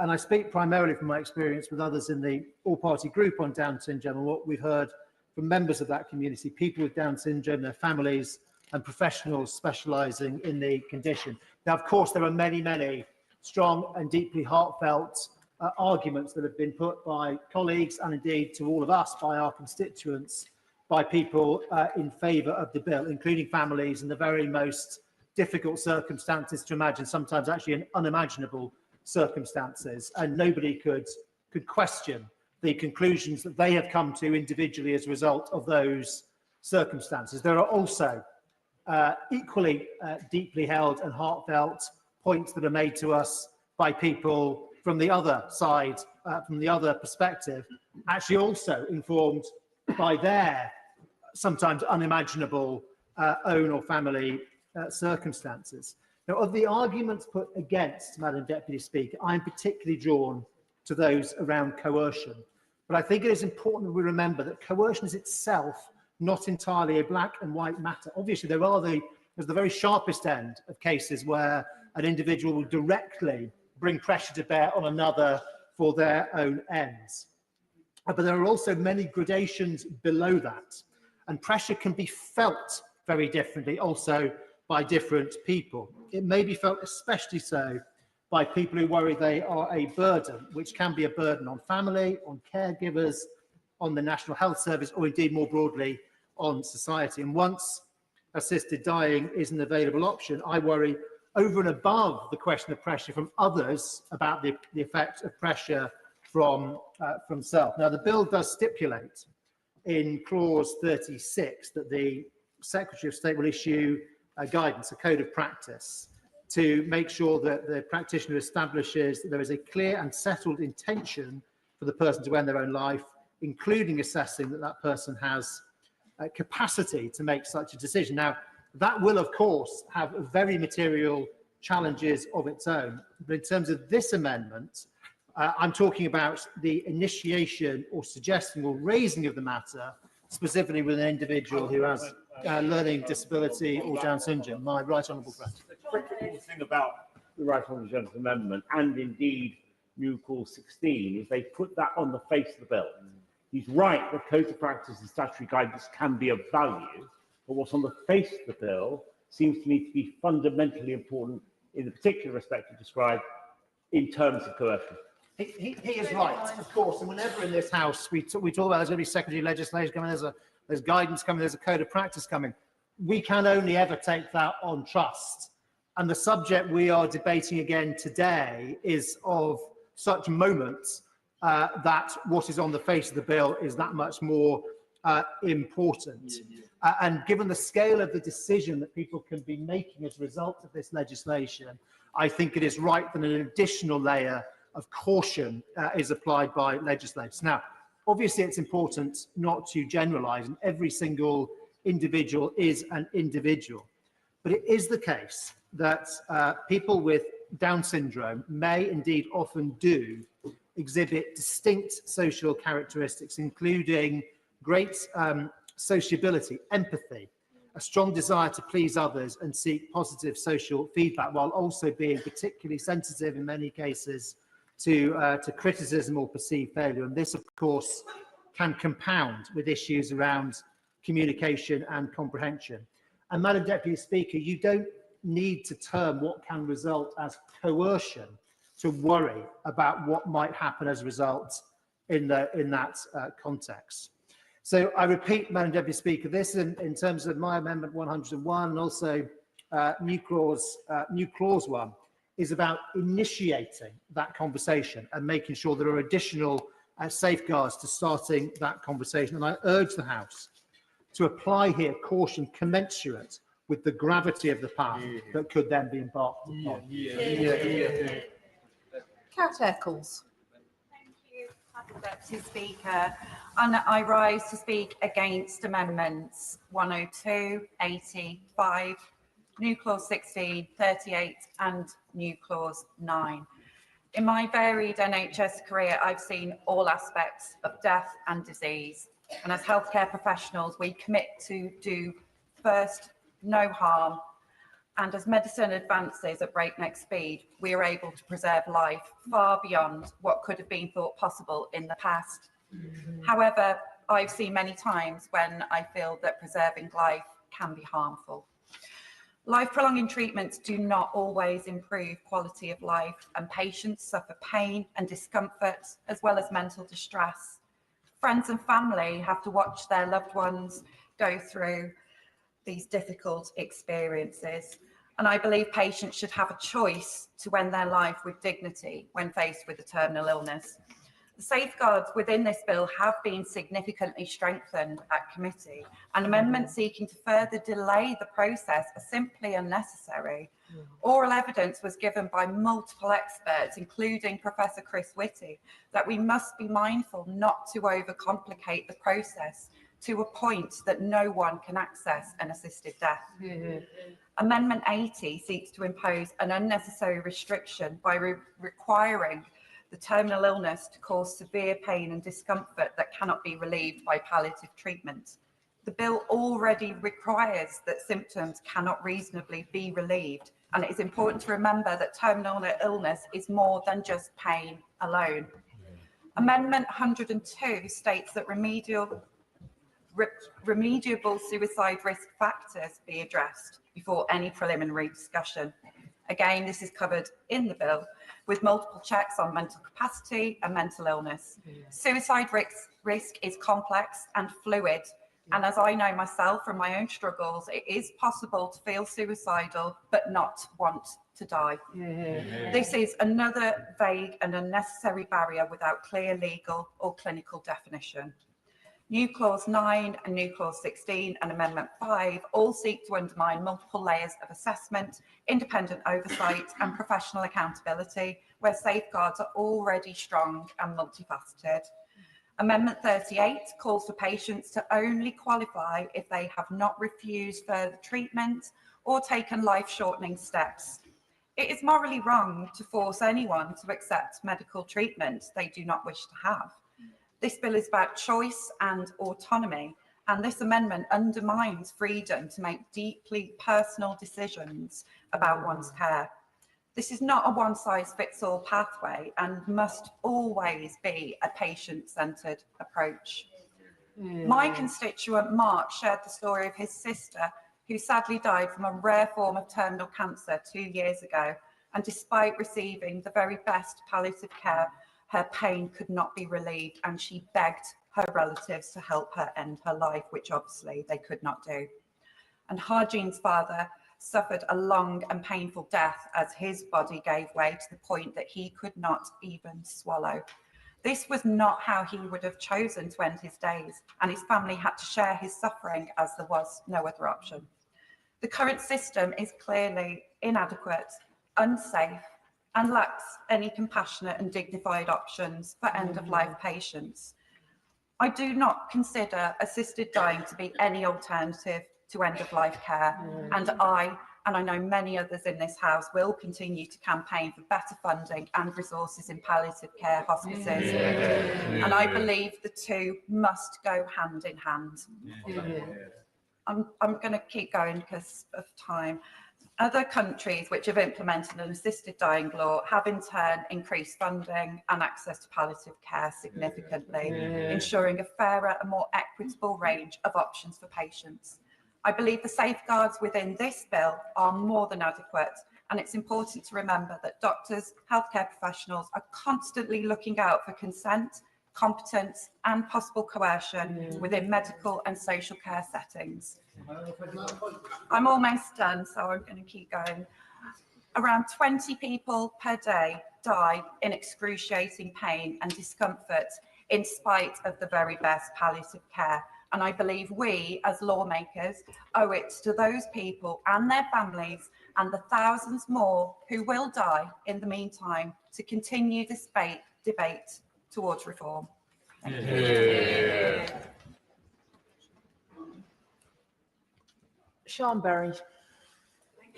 Deputy Speaker, I want to speak very briefly as I spoke in favour of the bill at its second reading in November as well. My name is on it and I've long supported the campaigns that want to see a change in the law, including Dignity in Dying and Humanist UK, of which I declare I am a member and patron. Since the second reading vote, I have met with and listened to a range of groups, professionals and individual people, mainly those who have concerns and those who want to see further changes made. In Brighton, this has regularly included constituents at my surgery, as well as a group of leaders of local faith groups and charities who provide support to different vulnerable groups, including disabled people. Today, we debate around half of more than 100 proposed amendments, led by several from the Honourable Member for Spen Valley, who has set out so well how she has put them together based on her own very detailed work with civil servants and listening, including to opponents as well. I cannot commend her work and that of the committee more. The new amendments from the proposer include welcome changes to transparency rules and how the processes and decisions made are reported and scrutinised. And we also have many carefully drafted and clear proposals from other MPs too. On eligibility, I continue to support people with slowly progressive neurological diseases like motor neuron disease, as reflected in Amendment 4, which I've signed and which was argued so well for the Honourable Member for Harrogate.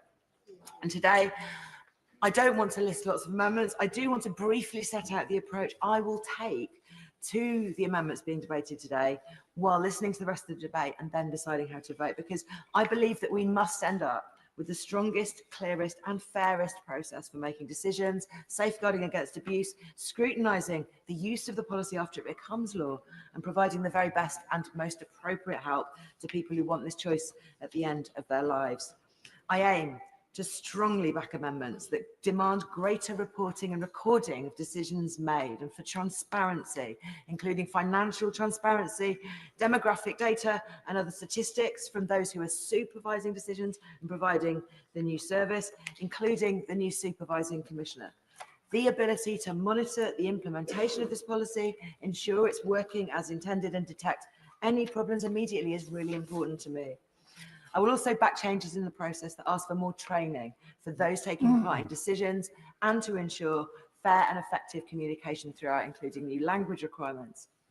However, I am not currently aiming to support some of the amendments that I think place undue, compulsory, additional burdens, hurdles, intrusions or demands on those people who are applying for permission to make this choice beyond what is in the current bill. Because I know from what I have heard, from the experiences of so many of my constituents in Brighton Pavilion and from the statistics, that the people asking for this choice will be, by definition, at the end of a horrible disease, very often terminal cancer, which they have fought and fought with their doctors for a long time, and that they will now be facing their final months in a situation of potentially huge suffering over which they have no control and fear greatly.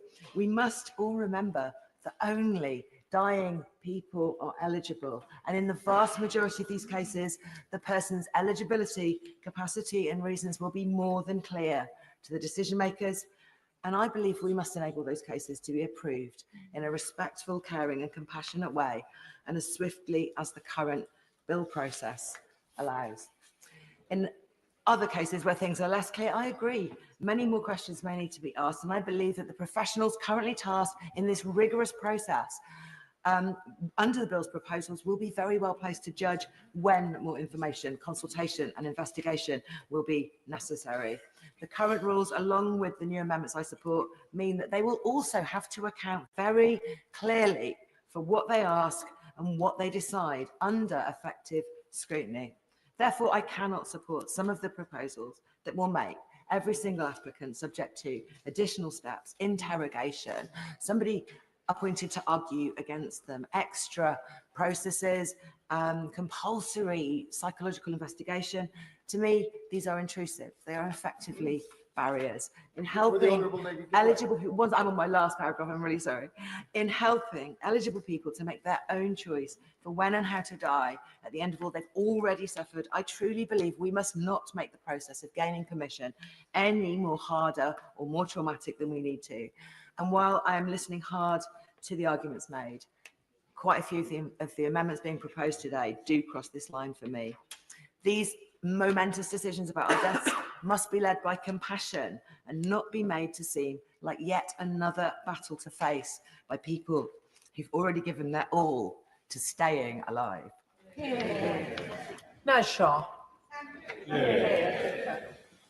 Can I first of all thank all members for supporting my amendments number 14 and number 18, and can I also acknowledge and respond to the sponsor who has said she's happy to accept my amendment as of this morning. Madam Deputy Speaker, this increases my concern insofar as the honourable member has also, from Spen Valley, has also indicated that there might need to change some of the wording for it to be accepted. In that vein, given that I haven't seen the wording of this new amendment or proposal of this new amendment, I cannot accept it in its current form until I actually see it in writing and until I'm able to scrutinise that and then make an informed choice. In addition to that, Madam Deputy Speaker, this also raises a further question, and that question is this. This was only told to me this morning after 9:30 on the floor of this house. This was not discussed with me. This has not been, and I'm not sure whether the sponsor has discussed it with the ministers, because this very argument has been hashed out in that bill committee, where many of us spent weeks and weeks scrutinising line by line. And indeed, the honourable member's own amendment 181 attempted during bill committee to strengthen that particular clause 2 that we are talking about in this amendment. And at that point, the ministers, on their feet during the bill committee, outlining their neutrality, did give an opinion that this was not workable. So those amendments that were tabled then, that many of his colleagues argued then, the ministers said were not workable in the government's opinion. So I also want to understand, what is it in the government's opinion that has now changed? Have those assessments been made by the honourable member or the government that these amendments could now be accepted? What this speaks to, and I really, really want to emphasise this to all members listening and the public at home, is this process is flawed, fundamentally flawed. This is not how we make legislation. I take my responsibility, as I'm sure everybody in this house does, extremely, extremely seriously. This is literally a matter of life and death. If this bill passes and it doesn't have the safeguards, there's no coming back from those decisions. So let's go back to my happy to give one. As I know, being on bill committee with me, I had that same advice from ministers that they disagreed with the wording of some of my amendments, yet they were accepted by the bill sponsor, accepted by the committee, and now sit in the wording on the face of the bill. So we are going to the bill sponsor's position, and the position put to this House will now be that those amendments are not in line with the government's position. So what is her view on that? That we are going to be asked to support that? Thank my honourable friend for that intervention, because he's absolutely right. That is the problem with this bill and this process, and how we are being taught. We are being given things on the face of this, on a happy to give way. I thank her for giving way, and I thank her for her passionate contribution. But this is exactly how we make law. We take evidence.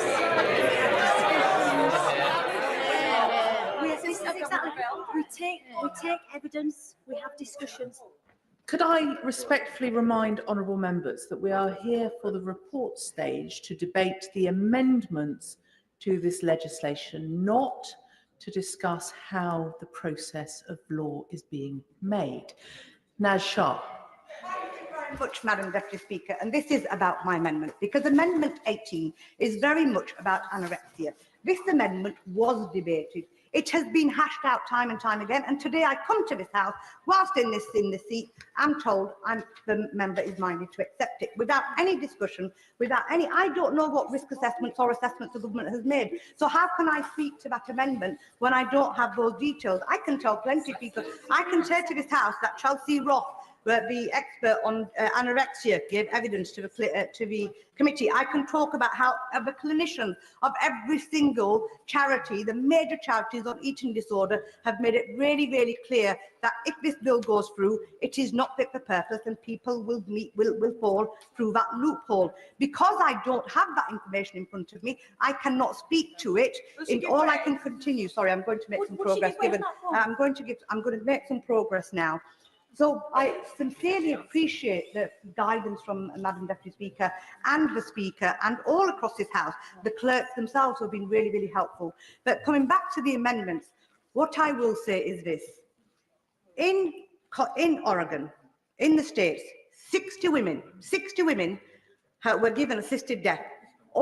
Every single one of them, 100% of them, were told they had the capacity.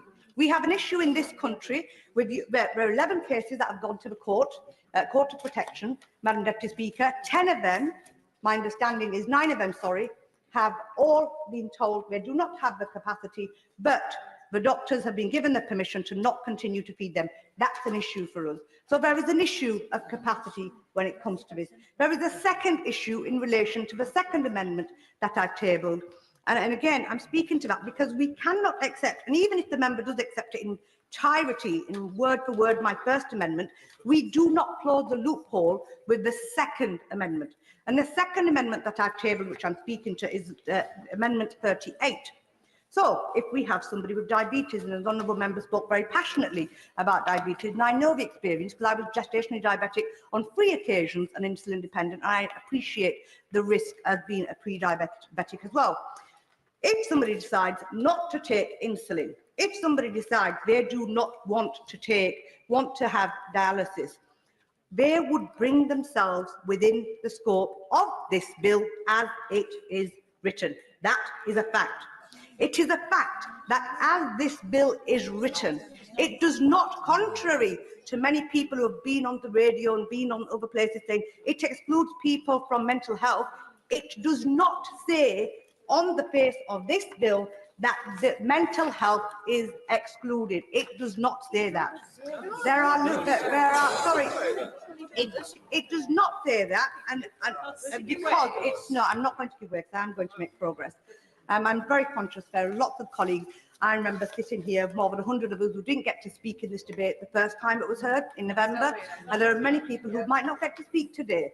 So I am trying to be, but I am feeling really disheartened, and the reason I feel disheartened is because we spent, like other members have pointed out, who on this committee, so much time rehashing these arguments, haven't we? And there were opportunities to fix this bill, rather than me having to put these amendments down and others having to put these amendments down and taking up the time and not giving those the opportunity to speak who would have otherwise spoken, Madam Deputy Speaker. So in relation, coming back to my amendment, I've lost complete track of time. I'm sure the Madam Deputy Speaker will indicate I need to finish off. So I will come to my concluding remarks. And they are simply this. I've spoken to parents.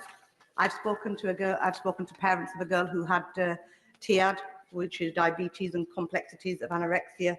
They came to Parliament and they said the law that helped them, the law that assisted them because their daughter wanted to go to Dignitas, was because it would have been illegal. And that's the law we today are trying to change. If the safeguard in this bill fail even once, it will be a young woman like Jessica who dies. It will be parents like Leslie and Neil who lose a child. Madam Deputy Speaker, that is a terrible tragedy no family should ever have to endure. And no one in this House will be able to say truthfully that we did not know or didn't see this coming. That is not compassion, that is abandonment. I will not be complicit in that, and I hope this House will not be either. That is why we must act now. Amendment 14 and Amendment 38, each of those close a different and dangerous loophole. One without the other is not enough. If we are serious about protecting vulnerable people, this House must support both amendments. Thank you. Members will be aware there are still many wishing to contribute. Could I ask that contributions are kept to 5 minutes? Kit Malthouse. Madam Deputy Speaker, I am grateful to you and grateful to the sponsoring minister for having put me on the Bill Committee, where, in my view, we did some excellent work. And while we've heard an awful lot of claims about the process today, I think anybody objective who reads the bill that's now being reported to the House will recognise that it is a strong piece of work that is measured and seeks to strike a balance in what is a difficult area of complexity and humanity and compassion and morality. Before I move on to just discussing 3 or 4 of the amendments, Madam Deputy Speaker, I just wanted to bring the House back to what we're trying to deal with here. We are dealing with a set of people who have been told that their struggle with disease is over, that they are heading towards an inevitable death. There is nothing more that medical science can do for them. And what we're trying to do today is to give them the chance to face death on their own terms. That's the simple mission that the House has been set. The second thing I just wanted members to contemplate as they look at this slew of amendments is, while it is easy to look at each amendment individually and see its merits or demerits, we have to bear in mind the machine we are building as a whole, and the fact that we are putting those people through this process. at a time when they are facing the end of that struggle. They are thinking about what the nature of their death is going to be like. They are talking to their friends and family, putting their affairs in order and being concerned about when that awful day is going to come. And we have to have some compassion in the process, as well as compassion in the purpose. And so when you consider some of the amendments, which I'm going to highlight in a moment, please have in your mind this idea that we have to put these people through a possibly 2-month process at a moment when they are severely time limited, very often to less than 6 months. So, for example, new clause 7 and 50, my honourable friend from Meriden, which seeks to restrict the number of patients that doctors can deal with in any 12-month period. This will severely restrict access and may mean that patients who are partway through the process have to suddenly change because their doctor is time limited and pushed out. That's notwithstanding the multiple safeguards that are already in the process. Similarly, and my right honourable friend for Kenilworth and Southern gave an interesting speech about Amendment 47. Again, in this amendment, he's creating another step, another delay, another set of problems for the dying person to overcome, or issues for them to address. And in his amendment, I'm sure he's a much better lawyer than me, but I found it odd that he was effectively creating an inexhaustive list of individuals who could be called upon in any circumstance who might be, in inverted commas, properly interested in the welfare of that individual. Now, to me, the person who should be the most interested in their future is the person themselves. And any step we take that cuts across their privacy, their autonomy, and the alacrity with which they can seek this solution to their impending or perceived agony seems to me a step too far. I don't understand how practically the Commission is supposed to ascertain. Is it neighbours? Is it friends? Is it just family?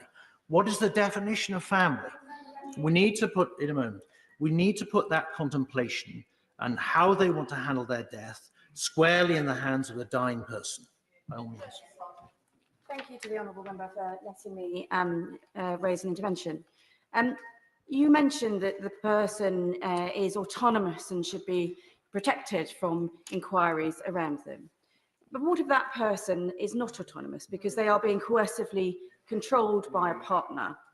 And what if that partner has prevented them from reaching out to their family to let them know about the fact they are going to take an assisted death? Would it not be a great safeguard to make sure that the panel and all of those doctors around them had ascertained that the family had been told? Well, the honourable lady makes a good point, and it was a compelling point made at committee, and certainly one that we recognised, and that's why her amendments that were tabled at committee were adopted, specifically on training for everybody involved in the process, that they should be sensitised to detecting those issues, and also that any doctor in the process, and indeed the panel, might want to know why family are not being informed. That's specifically why a social worker is put on the panel, to understand the psychosocial environment in which the person that is taking that decision. But fundamentally, in the end, if I am facing my death in a matter of weeks, and I decide in my capacity that I don't want to inform my family, that is my choice. That is my decision. Now, I may have to explain why to doctors, but... On that point, can I remind members that we really are very short of time? Kit Malthouse. I'm grateful, Madam Chair. I'll be swift. That is my choice. And this bill is rooted in giving autonomy to those who have capacity and to those who are facing a death. And we should take care to tread carefully upon that right. And then finally, Madam Chair, two amendments by my honourable friend for Reigate. First of all, new clause 16, which is saying that somebody has to be substantially motivated or can't be substantially motivated by certain considerations he's put in the bill. I don't really understand what substantially motivated is meant to mean. And to me, this misunderstands the complexity of what it must be like to be told you're dying. Right? The things that might run through your head, the affairs that you might have to deal with, the news you have to break with your family, the impact it's going to have on your possibly small children. All of these form a cocktail of motivations. But the one thing that I've learned over the last 10 years of campaigning and spending lots of time with dying and bereaved people is that towards the end of their life, they have an absolute clarity about what they want. Absolute clarity, because it's become clear to them towards the end what their death is going to be like. And at the very least, they want to have the card in their back pocket to play if they require it. Remember, these are people who are facing death, who are struggling with death, and we have to give them the power to advance over it. And then finally, and then I'm just conscious of time. Finally, the Amendment A to New Clause 10, which I think we might be facing in division this afternoon, possibly. This is a very difficult amendment, and we debated it, a very similar amendment at committee to talk about. We are very clear as sponsors of the bill that there should be a conscientious objection clause that is strengthened by New Clause 10 to allow individuals to opt out. But allowing an employer, any employer, to say that any employee in their employment cannot then participate if they decide not to, seems to me a step too far and could prove to have unintended consequences. First of all, every healthcare trust in the country, the board of it will become a battle for control for those who oppose and those who don't.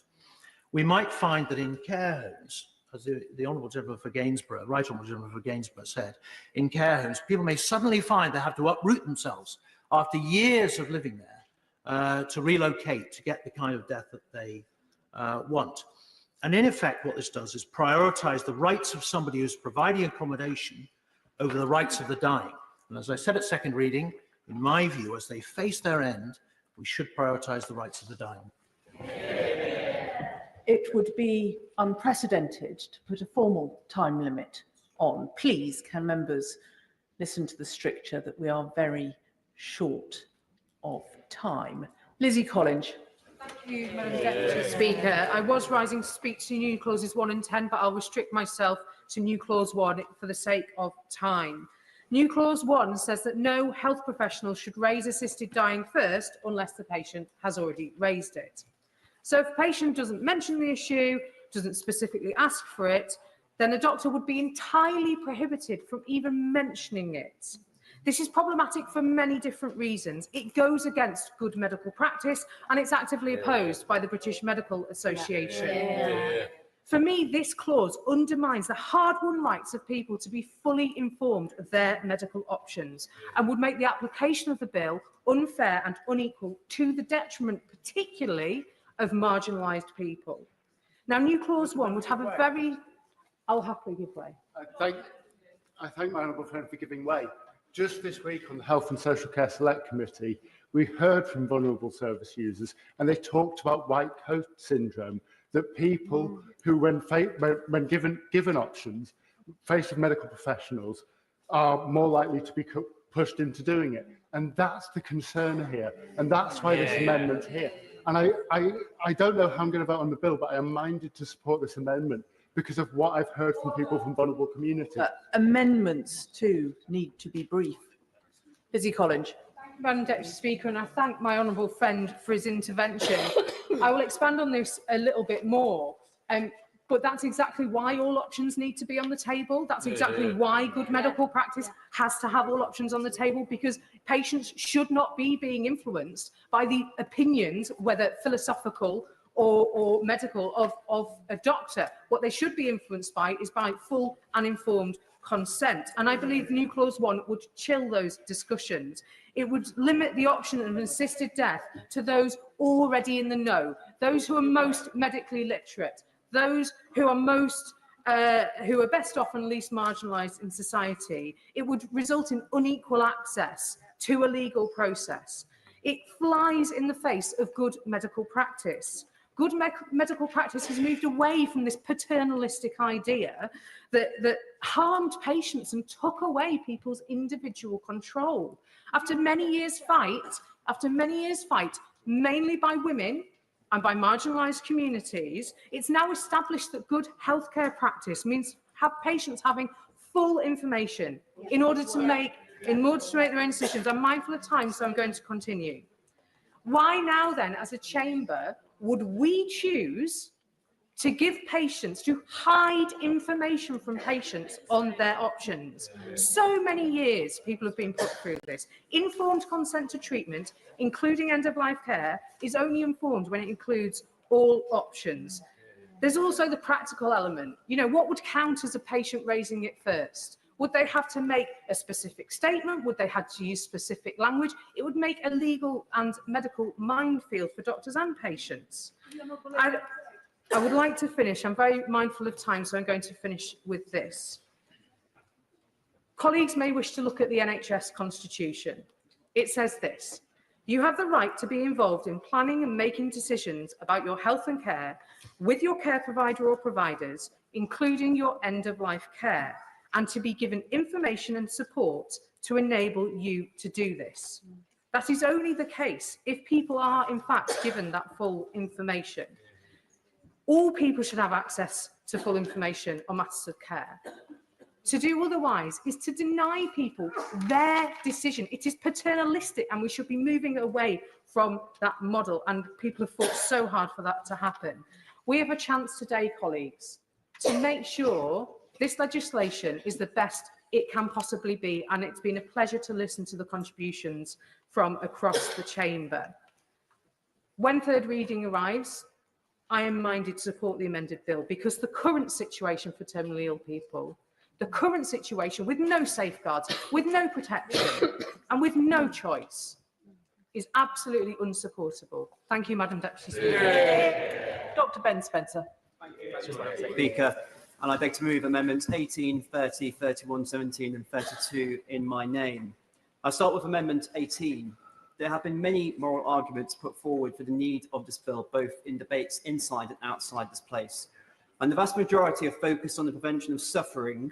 There's also been desire for greater control at the end of life, but irreversible suffering has predominated. The principle of bodily autonomy, one which I strongly support in the context of full decision-making capacity and with certain important caveats, is used to justify the rights which this bill will grant. However, putting aside the debate surrounding the bill and focusing on the text and clauses itself, which is the task we face today at report stage, the provisions of this bill are silent of suffering, silent on control, and silent on all but a terminal illness with fewer than 6 months prognosis. If the principle is that we must prevent irreversible suffering, then all those suffering irreversibly should be able to seek physician-assisted suicide. If the principle is that we should give people control, another level of expression of bodily autonomy, then all adults who truly and freely consent with full decision-making capacity should be able to seek physician-assisted suicide. If these principles are circumscribed to an arbitrary definition of terminal illness, the inexorable conclusions must be that either their suffering or autonomy is more important than others, or their lives have less value. And we've seen that subtly imported into this debate. When requesting an assisted death is framed